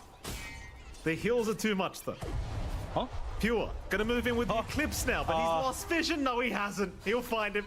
It's all right. He'll secure the kill. All worth. very worthwhile. I mean, you're probably not looking for a wider team fight here for Pure early on, so you might as well get the pick off when that flips, get back to farm. They isolate Akashi out here as well. They certainly have Akashi. He's a big target, and they've got him. Ramses and Sarks are able to get the job done. The wind run was on cooldown, and that's just going to make life even easier for Ramses now, who has a completely free lane, already top of the net worth board on the Alchemist, and it does certainly start to feel like this is going to be a pretty strong off-lane Alchemist game. And it is. Getting that ramp up into more than likely just a standard Radiance build up. The miss chance is going to hurt the Wind Ranger even more.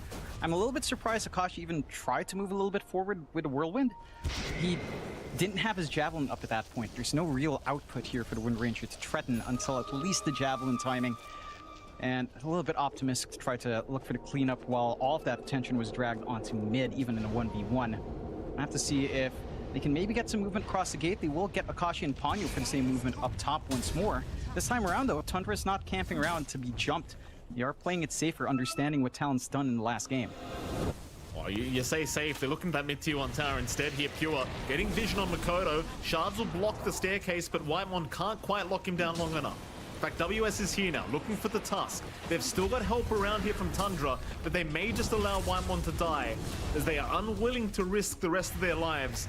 So Whitemon will be the sacrifice, but in the meantime, they got the mid-tier 1 tower. The double-graded treants, it's just so much damage. Top lane, Pure. He will end up dying though. Akashi able to secure a kill for himself, so a pretty nice one there, along with the tier 1 tower. But again though, Tundra, they did find the tier 1 mid. Yeah, and they can start to, again, play around that laning pressure we saw in the last game.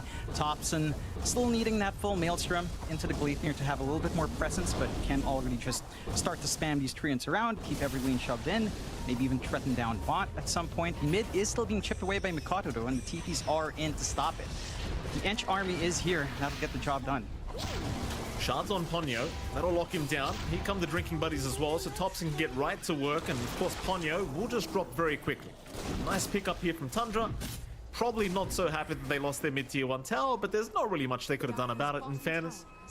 They will at least secure something for their trouble, as they are also going to pop a smoke here with Whitemon and Sarksa. Heading down towards the south, they'll see if they can find Akashi down at that bottom lane. And Akashi is still hanging around. Power shot going right through Ramses. The raindrops actually saves the life of Ramses on top. Unstable concoction being channeled. Akashi, wind running at the right moment, will be able to survive though. Here comes Thompson looking for some vision. Unable to find it though. Nice little readout from Akashi. Full commitment out from Tundra. Will at least find that tier 1 bot in exchange. They're pushing power again. With a Luna on hand, with an NP is pretty damn strong. Just a lot of just right-click damage to each of these early objectives. Get that done with no contest, instantly TPing back into their mid and top to get that farm flowing. Talon, not at the point where they feel the comfiest in team fights. They do have Arena ready. Egg not quite there yet from Jokam, but you don't have easy initiation angles yet. You still need that blink up on WS. You've got an initial item coming out here for Mikoto. That is his blink ready to go. So you could maybe play off of this DK. See if they will want to play more aggressive. I mean, you rush blink on DK, you're not going to be farming around, even with Fire Dragon form. So you will want to get a kill, and there's that smoke. A kill onto Pure would be massive. This Luna has not had the best of time post-laning phase. Even the laning phase was a little bit slower for Pure in terms of net worth here. Still pumping around, smoke is still up, they're still running towards the north. Dragon form popped. Pure, it was underneath vision for a moment, and they will jump in with the stun. Arena down to boot, the spear will land very nicely, and Pure, well, he's trying to fight through it, but there's just no helping coming. He's actually a pretty tanky carry, but it is not going to be enough. Talon able to secure a very important kill. You again, this Luna has been sacrificed a little bit. Laning phase, yeah, they maybe find that kill on Jokam. Overall, WS still gets control on the Mars. Not the furthest range matchup for the Mars to feel uncomfy in. He is sacrificing a lot of his farm for Ramses and Thompson to scale up as well. So this Luna's impact's not going to be felt for a little bit longer, and Talon's just poking at that wound. And this is still giving that space they're looking for in Tundra, though. Again, Ramses just lacking the Sacred Relic, already has the gold for that full Radiance. already up and running. Farming pace is going to kick in. The miss chance could save them from these two physical cores they have here as they jump Joe Cam. Getting up again. Thompson finding Joe Cam underneath some of the wards. Shards are going to land, of course, from Whitemon. That will force out the egg, though. Now, do they have enough for the egg? Thompson, he gets caught out. The power shot, it's going to get the job done. In fact, Ponyo, he'll also follow. They'll try for a run, but now Whitemon's also been caught. Whitemon will drop. They found a shackle on Saksa. That'll be a fourth target. Can they find the fifth? It is Pure, and they know he's there. They just need the blink up, and they've got it. Mikoto will land the stun. Pure trying to just run underneath that tier 2 tower. Here comes Ramses to help out, but Pure is certainly going to fall as Ramses now, feeling charitable, will hand one more over here to Talon. My goodness, what a team fight to come out. And that should have been a really easy pickoff onto Joe Cam, but that egg last second. And the decision from Thompson to turn around to try and burst it down, it just cost them so much. Now Akashi, bottom lane, focus fire popped. Thompson, he's going to go for the fight. Akashi pretty confident here with the power shot out, though the wind run not lasting long enough. And Thompson will just man up and secure the kill, but now Mikoto's here. Mikoto will trade, but it's still a very good trade for Thompson. Yeah, not too bad. Get that big kill on the Wind Ranger, slow down that tempo as it's coming through, stall out that timing for the Gleipnir here. I think we're also starting to see some of these shortcomings here for Tundra in this sniper pickup. Saksa, yes, his damage is great with shrapnel in the laning phase, and the panel touched on this. The damage is insane. It doesn't feel like they managed to get as much as they'd want from that lane with Ramses in terms of slowing down Akashi. And now when the sniper's caught out, it's just dead. He has the Pavis to try to save himself. No shard just yet. That could be another tool, maybe a Force Staff rush. But the damage output's not feeling amazing with a shrapnel. I mean, we saw Mikoto just stand under a full shrapnel, no issues. So they're starting to lose a little bit of that luster here, although Ponyo trying to get the D wards off, but does end up sacrificing his life. Not really expecting Whitemon and Pure to be right around the corner. And they still have the vision there. It has not been dewarded or denied by Tundra, so I suppose you can always go back for it. Pure's going to run into WS here top lane. WS actually trying to go for the fight. Does have a Yule Scepter up, but drops the arena first. Pure happily just standing his ground for now. WS will eventually throw a spear out, but it doesn't really stun him up. So they have the DK. Now the egg dropped on top. Still the Luna is perfectly fine as Whitemon is just trying to Giga Chat it up. Pure though in danger once again, does finally go down as now Whitemon trying to back off, but here comes the cavalry. Saksa though and Whitemon both burning to Joe Cam. They're both down. Now Thompson dropping low. Thompson is gone. Ramsey's on top, trying to run away, but it's gonna be another team wipe for Talon. Oh my. I'll tell you what, John, game 2, the boys woke up. They're here now. That they are. I mean, we saw this kind of pacing from Talon in game 1 as well. They're mid-game, they're finding some openings, they're finding some isolation play. This time around for Tundra, I think their big issue with this kind of draft is their team fight is not there. Right, like they last picked this Ramses offlane Alchemist. They don't really have a way of controlling people beyond like a Gleipnir pickup on Thompson, which he does have. Beyond that, I mean, it doesn't even boil down to like teamfight control there, but they just lack control in general. You're reliant on Sprout, you're reliant on isolation with shards and Snowball, and that's really it for your control. You have really good damage if you can hold people in shrapnel, but you don't have a stable way of getting that done. You don't have a great egg clearer either, because the Luna is very close range. Again, even with the Dragonlance, doesn't stand the furthest way back to be safe. And it just puts you at massive risk. Talon, 17-12, 4K up, looking good at 16 minutes into the game. Starting to hit that tempo spike early on. Well, this ward's doing a lot of work here, John. Thompson being spotted out by WS. Will go for the fight. He's stuck in the arena anyway, so he's got really no choice in the matter. And Thompson, he will drop once again. And that Observer Ward, just towards the north of that tier 2 top tower. It's doing some great work here for Talon. And it is. Not the most obvious spot either. And they've not been able to send their supports over after that fight up top earlier. We saw how fast the backline melts as well, and how much poke damage the side of Talon has. And they're going to be able to find this tier 2. First tier 2 of the game going their way. Up against an NP, that's a pretty big loss for Tundra. You'd expect a little bit more from Thompson to try to, again, just split push, but he's been looking for these fights. He's been angling in. as we've seen in Game 1. This time around, not panning out the same way. I think Talon's done a great job in correcting their draft. This draft, it does feel a lot more playable as well. You hit some spikes now. Akashi does have the Gleipnir. Maybe he's going to land on Ramses, but he'll be able to just kind of dispel that off and run. The Whitemon was there with the drinking buddies just in case anyway. It seems to Talon they still want to try and force a fight once again. They are heading towards the side of Tundra, down to that bottom right corner of the map. Ponyo trying to scout out with this Hellbear Smasher. We'll see Thompson very soon. Is Ponyo happy to just tank for the team? It seems as though Talon have made the decision to just retreat. The Tundra in a very defensive position, not giving away any openings here to Talon. And they're going to go for a smoke up. Saksa and Whitemon, they'll be the ones to try and rotate into that Radiant jungle once again. Invis picked up by Whitemon will make that a little bit easier, but Joe Camp will just Icarus dive away. Looks like they have found out Ramses. Arena and Spear will land onto the Alchemist, and Ramses, he does not have his ulti available for another 2 seconds. Still waiting it out. He'll land a very nice stun, and now the turnaround. Ramses, he'll survive. It's now WS in trouble. Joe Cam running to boot. Meanwhile, Akashi. Oh, Akashi! Look at the damage. He's finally down. Ramses, it's him against the world, and he just ends up just destroying himself. It was looking so good for Tundra, but Akashi comes in. It just, the arrows were everywhere, John. Everyone copped it. A whirlwind, man. That damage is just insane, especially with the Gleipnir fully up. The procs everywhere. You've got the isolation.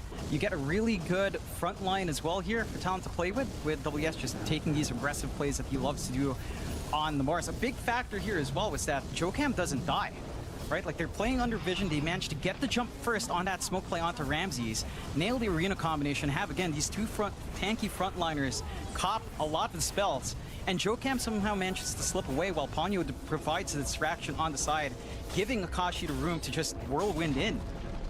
It's just ruinous for the side of Tundra. They need these auras to be up on Ramses.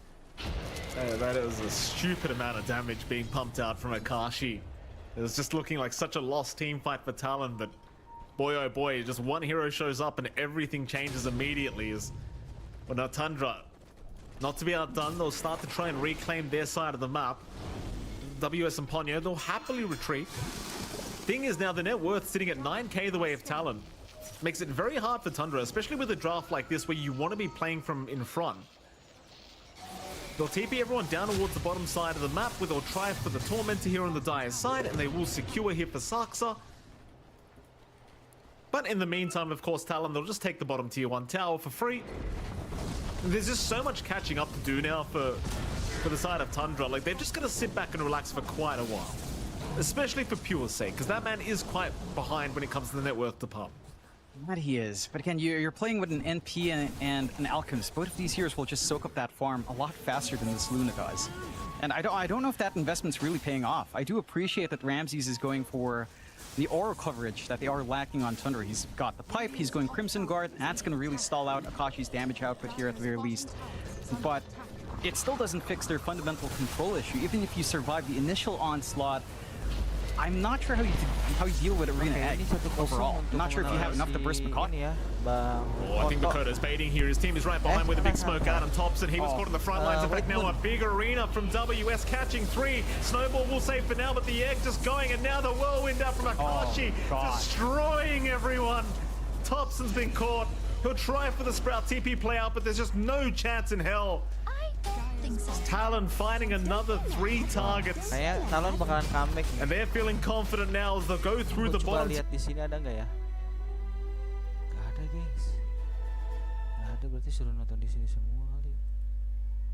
Case with Mikoto around, not much Ramses and Pure can really do to stop this. And they've got the clips up, but how do you take these team fights, Ramses? They've even found another Akashi. Had the Spidey senses tingling. Ramsey's still trying to fight this one out. He was kind of just left alone there for Akashi. He'll hand the tip over now. A bit of sweet, sweet revenge as Ramses just would not back off.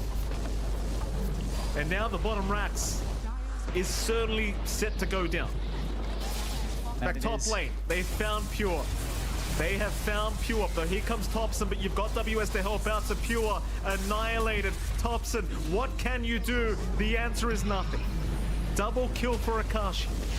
Meanwhile, in the tire base, Saksa in huge trouble. Drinking Buddy's gonna help a little bit, but not too much, as now Whitemon also set to fall. Does go down, a full team wipe. More tips coming up for Akashi. That's the Filipino coming out at him, John. That it is, the boy from Butuan giving the tips out. Yeah, very quiet here from our young player WS.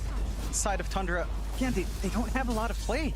Like, with an off lane out that didn't really pop off, going for the aura build, even with that survivability, how do you expect to fight into this? Like, two durable front lines, no real burst damage to speak of.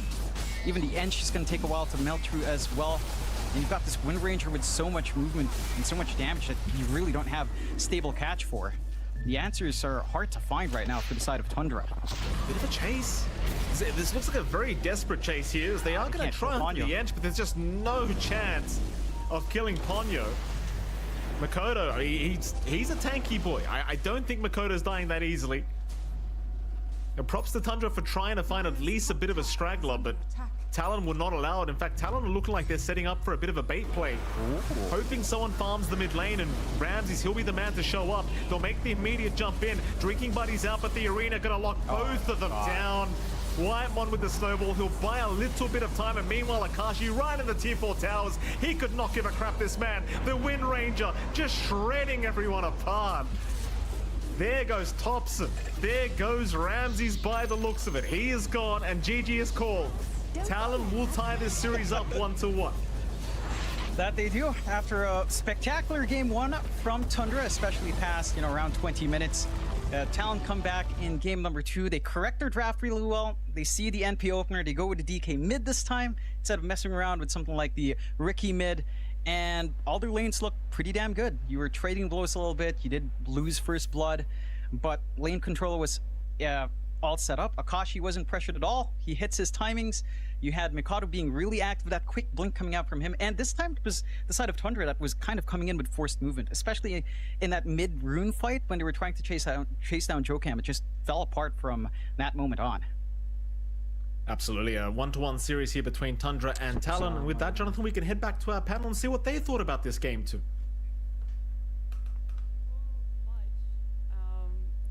It was a great display from Talon, is all I really kind of have to say here.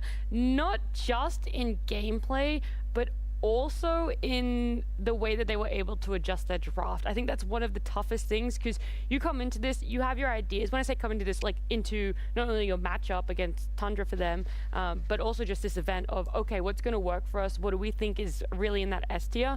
And to be able to adjust it just slightly. They didn't do a full 180 winter, but just enough of a change that team fights easier to execute. Significantly more impact from their supports as well, it felt. Yeah, the draft is like way more balanced. It's easier to play. We mentioned this in the previous panel. And I felt like overall, picking WS hero early and just sticking to it probably might be the way to go for them, instead of waiting until the end and being indecisive about what you want to put him on in the draft. I think my standout for this is, everyone knows Wind Ranger does well. She puts out that damage, especially with the Whirlwind facet there. But the Phoenix, I think, is the hero that hasn't been on a radar competitively for very long.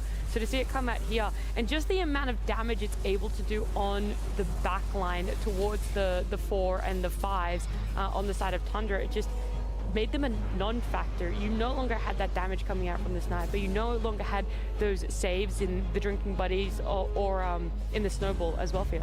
Yeah, I mean, Joachim played an amazing game on the Phoenix here. They definitely got a lot of kills, and they didn't have a way to mitigate anything as well on the side of Tundra.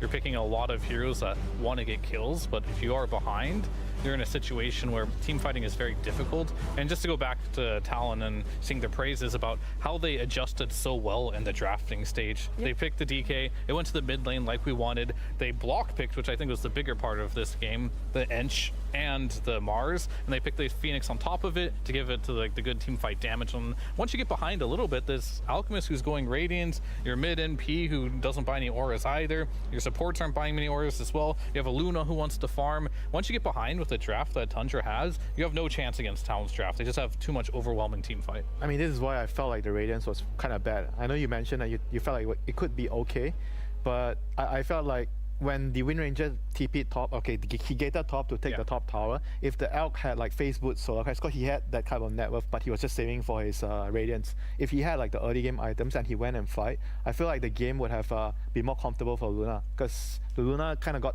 kicked out of the lane, and I think she died as well because she stayed too long and she got killed, and her game wasn't as good as it could be, you know. And you talk about the Phoenix doing a lot of damage in the team fights. That was also partly because like I think the early fights the Elk went Radiant, so he got a pipe later, but it was late, you know. They already lost like one too many team fights, and I felt like the whole game kind of fell on them and they couldn't really farm on the Luna anymore.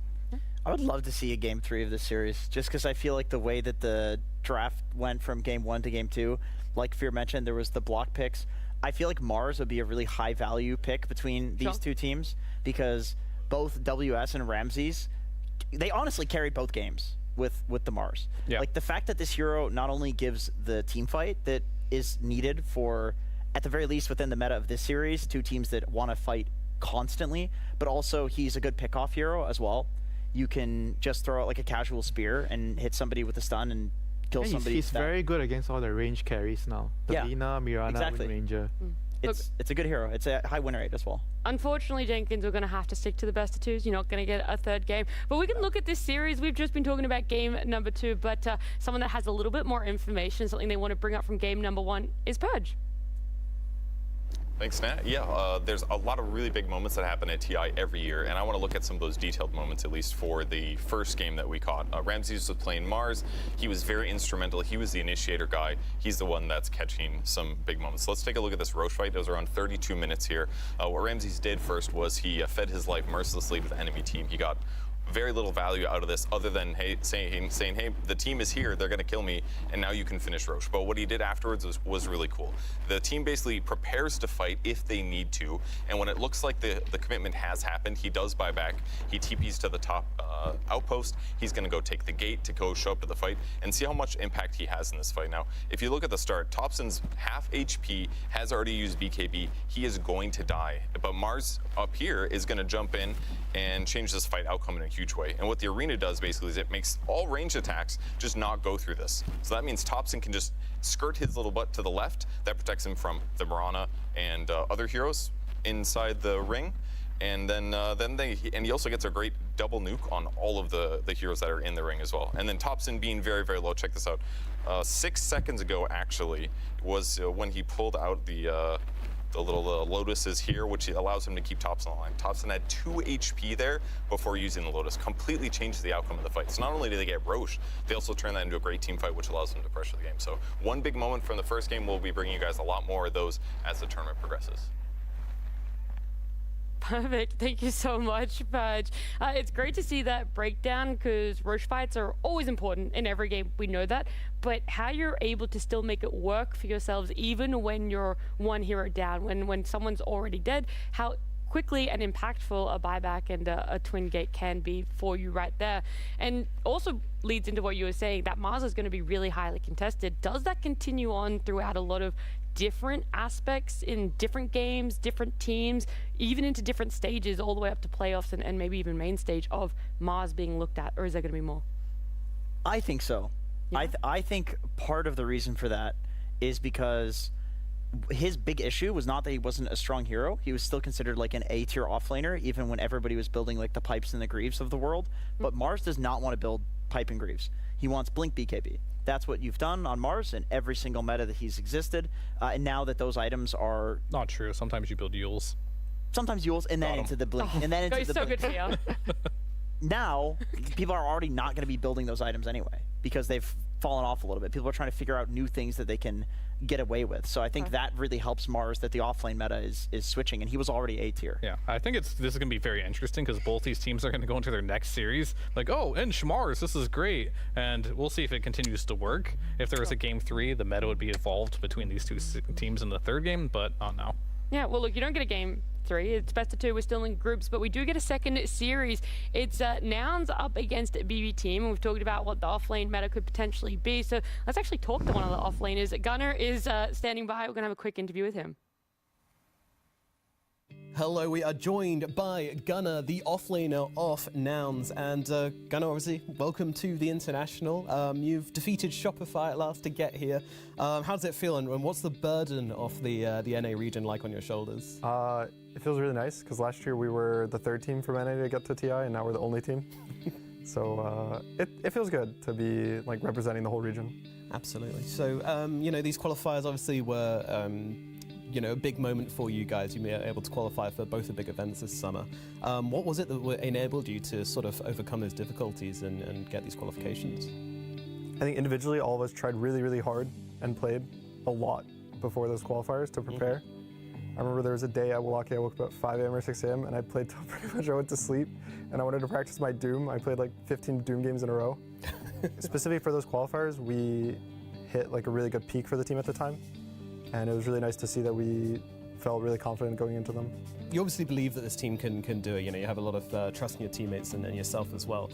But there's also like a lot of underdogs at this DI. You know, there's a lot of first timers. There's a lot of, you know, question marks. What do you believe makes you different from the rest of the teams coming in? I think recently we've gotten a lot better than we were pretty much the whole year. After Riyadh, it was pretty disappointing for us. I think we could have done better. But then in the last 2 tournaments, we got top 6 in both of them.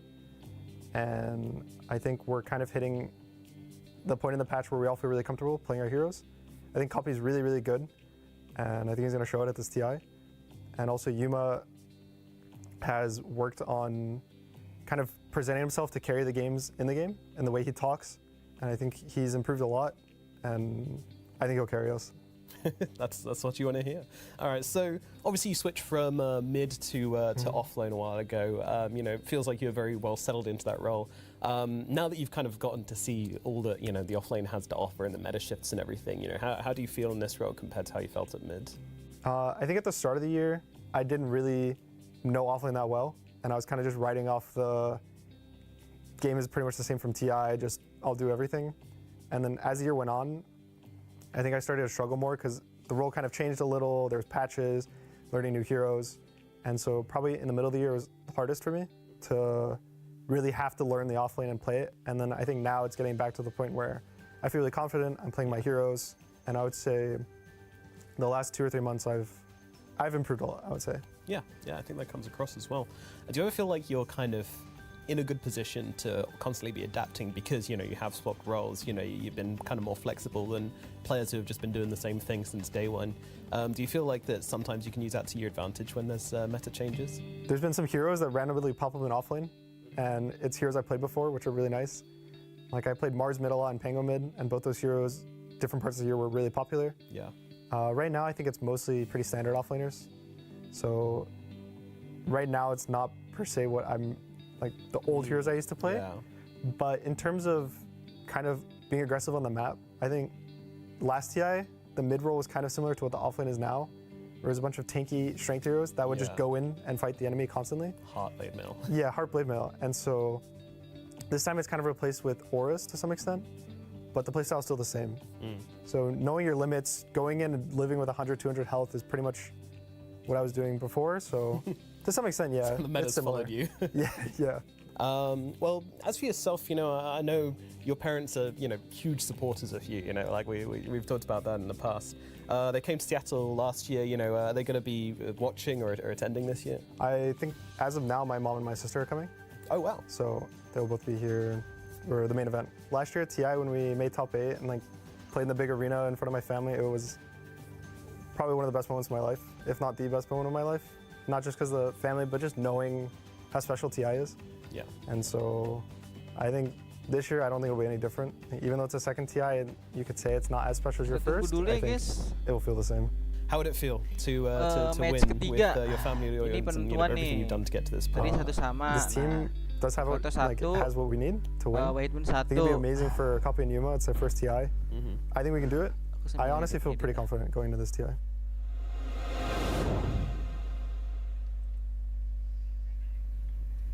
Oh, beautiful piece between Nomad and Gunnar there. I love that he talked about last TI. It was a slightly different roster, of course, for Nouns there, but just how far they made it, and now how good this team is looking coming into this TI. I'm sorry, I'm so distracted because Jenkins has had a little bit of an outfit change for the Noun series? Is that what this is for your NA friends and brothers? No, I changed shirts. I had a different shirt on, so. But yeah, I'm really excited to see the series. I think Nouns versus BB Team will be great. I've really enjoyed watching BB Team at previous tournaments. I think they've kind of dispelled the myth that they're this like tilting team. They've looked really good. They haven't won a tournament yet, but they've always consistently done extremely well. They're a power roster. What's extremely well? Like what's? They got 4th in Fissure, they got 5th through 6th in Riyadh, and they got 3rd in Dream League. I mean, these are nothing to scoff at. Would you have a favorite in this series though, or like? My favorite, yeah, I'd probably say BB Team is definitely. Really? They're gonna come out on top with this one. Not Nouns. Why would I? I'm not a. No, I was just curious, but no. Okay. Well, maybe you can give me some more about Nouns and what you want to talk about for that roster change, or how. Yeah, I mean, I guess that leads STI? into what Gunnar was talking about and their last year run in 2023 and the roster that they did have there. It's different this year. They still have the same core of the members here, but you'll see last year they had like a shadow over them, EG or Shopify, TSM, or always they were in that 3rd slot. And you can see when they played against Shopify Rebellion, 0-2-0-2-0-2 all the way. They got to TI though, however, and then all of a sudden they're the best NA team there. They placed highest of all the 3 NA teams. They go into the 2024 season shortly after. You look at the results here, they're now taking games off Shopify, they're taking games off TSM, and now at the very end of the season here, they're just straight 3-0ing the Shopify Rebellions, and they're solidifying. They're the best team in North America now, and that is very scary to see as well for a lot of teams. Like, this team is really good right now. They're putting in good results. Yeah. Well, this is the head-to-head. You know, we talked about Nouns, how they're performing in their region, North America, but this is the head-to-head of results between Nouns and BB Team throughout this competitive year. A lot of good results. One that wasn't on the bottom because we mostly just included like those tier 1 events that were happening either online or LAN, but there was an online event just before this one, and Nouns did really well. In fact, they ended up beating Gaming Gladiators in that one. So they've had phenomenal performances against teams you wouldn't necessarily expect them to have it. And I think that just shows even more what you're trying to say here of this growth within the roster. Yeah, I mean, it's been like 3 years of them like trying to get to that #1 spot in NA. And not only have they done that, they've exceeded it. They're actually making waves in international competition. How much will that translate into this tournament? We'll have to see. But last year, they also surprised a lot of teams at TI, got 7th, 8th. So, you know, maybe they can make another run like that. A long road ahead of them, of course, but they're looking better than they've ever looked so far. Yeah. Would you agree with that one, Winter? Are you still thinking that there's a slight edge towards BB Team because of the experience a lot of these players have? I mean, for sure, BB Team, they have the edge because of the result itself, you know. But like what Fia mentioned, they are kind of like, now since they are on Rise, they are learning more about their team, they're evolving, and I feel like the current meta kind of fits their playstyle more than BBT, because BBT tend to be more greedy. They have like more greedy calls, you know. Like Nightfall likes to do his thing a lot more, and he puts his team around the map on their own. You guys gonna defend the towers, I'm gonna come later. And I think Nouns are more keen to fight, you know, and I kind of favor their playstyle in the current meta more than BBT. Could I kindly disagree with you there? Yes, sir. Okay. Because I think that BB Team they have consistently forced Miro offlane Lycan in every single patch, even when it's complete dog water. And finally, with the Alpha Wolves facet, we are going to see a patch where I think offlane Lycan is extremely dominant. I don't know if you guys have played extremely dominant, not just viable. You think extremely dominant? I think the players that have been looking for a reason to play any excuse to play Lycan will now take this to the next level, because a lot of the aura items have been nerfed, right? The pipes and the greaves of the world, not Crimson. Not that that's a Lycan thing, but Vlad's also, drums also, not nerfed. Like the non-pipe greaves aura items are still very good. Solar got nerfed as well. So I think because of that, and then also the facet being added to Lycan, I think you got to look out for BB Team's last pick Lycan here. Yeah, I would agree with that. I mean, last pick Lycan could be very good. There's a lot of bad carry matchups for Lycan, but if you can either see the carry or you have a good purpose in the game, maybe the supports are really bad against it, it could definitely be a hero that you can pick for sure. Yeah, but I feel like if you're thinking about the Lycan and you're the opponents, I could always just pick like a position 5 hero that's really good against it already, like Trian. Don't tunnel vision it. I think that's the wrong. Yeah, but it kind of those heroes are okay if there's no Lycan in the game. But if there is a Lycan in the game, I'll be more useful against that particular. I think summons are back. I think we're gonna see summons first few days of group stage. But wouldn't you agree that the first rule of ever picking Lycan is it has to be good versus both supports. It has to be like some shadow demon in the game, right? Some backliner. Rule number one has to be Lycan has to have some purpose, and the minimum that it is, you're good versus supports. You can kill them, these Oracle, shadow demons, backliners. So if you see that, it's already an argument for Lycan. Okay. But seeing more is always better. Yeah, that's what I'm saying. You're the opponent. You know they play Lycan. You have to try to avoid putting yourself in that position where Lycan could be a really, really strong pick. Name a support that's good against Lycan that's not Enchantress. Winter Wyvern. Earthshaker. Name a fourth support that's good against Lycan. That's They not literally just gave you so many. What else did Earthshaker's good against Lycan? I think so. Well, look, let's try not theorycraft a little bit too much. We don't even know what's going to come out. We know it's a pocket pick for them. We know it's a potential. I'm sure Nouns are thinking about that as well.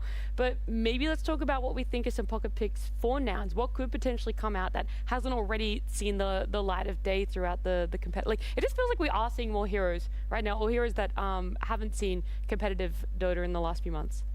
Are there any for Nouns? I think so. I mean, you guys just mentioned one. Wyvern offlane. If there's any team, is that still? I think it's less viable. Well, I feel like everything is viable at some point. I mean, it's viable, but I don't think it's easy to win with an offlane. It's not. It's difficult because they nerfed Mage Slayer and Orchid, but then also the offlane meta switched to Greaves and Pipe, but now it's switching away from that. So maybe we go back to the Winter Wyvern. And you guys just mentioned it's good against the summons. Gunner likes playing the offlane Wyvern. Opposing team likes to pick summons for their offlaner, even in patches when it's not good. So maybe that's how you know Dota's in a really good spot right now. It feels like everything is like has a merit. The facets really help with that. Yeah, like everything is like somewhat viable, and sometimes you don't think it's viable, and then as you said, Jenkins, a facet can make it viable. Because in the past, Ricky would always counter Tusk because you can't blink and snowball. Now you have this facet where drinking buddies, you can pull them out of like the smoke screen. It changes the matchup, and there's so many things in Dota now that's very difficult. Of course, these guys are pro players; they research as much as they can, but it feels like any strategy can be viable if you just have the execution. I mean, there's so many iterations. Like when you scrim or when you play pubs in the past, it's like, okay, you pretty much know how a matchup is going to go out. With the facets, it adds just so many more. So I think even pro players, right, we always look to them for kind of this guidance on how to play and what is in the meta, but I still think they're discovering new things over and over again. We've lent word to a lot of pro players climbing the ranks or looking really good because they've been able to innovate a lot. I think Gunner, as one of the offlaners, is kind of doing that. I think everyone's trying to figure out how do we play not aura meta, how do we try and beat a team that is doing aura meta. Or finding a balance between it. Or finding a balance as well, and I think that leans towards having an innovative offlaner. I think that comes from Gunner switching from mid. Yeah? Because anytime you have a player switch from one role to another that's very different, there's like one of two things that can happen. It's either they just go in that role and they play mid from offlane, which is bad. Yeah. And then they switch back to mid eventually when they get kicked off their team.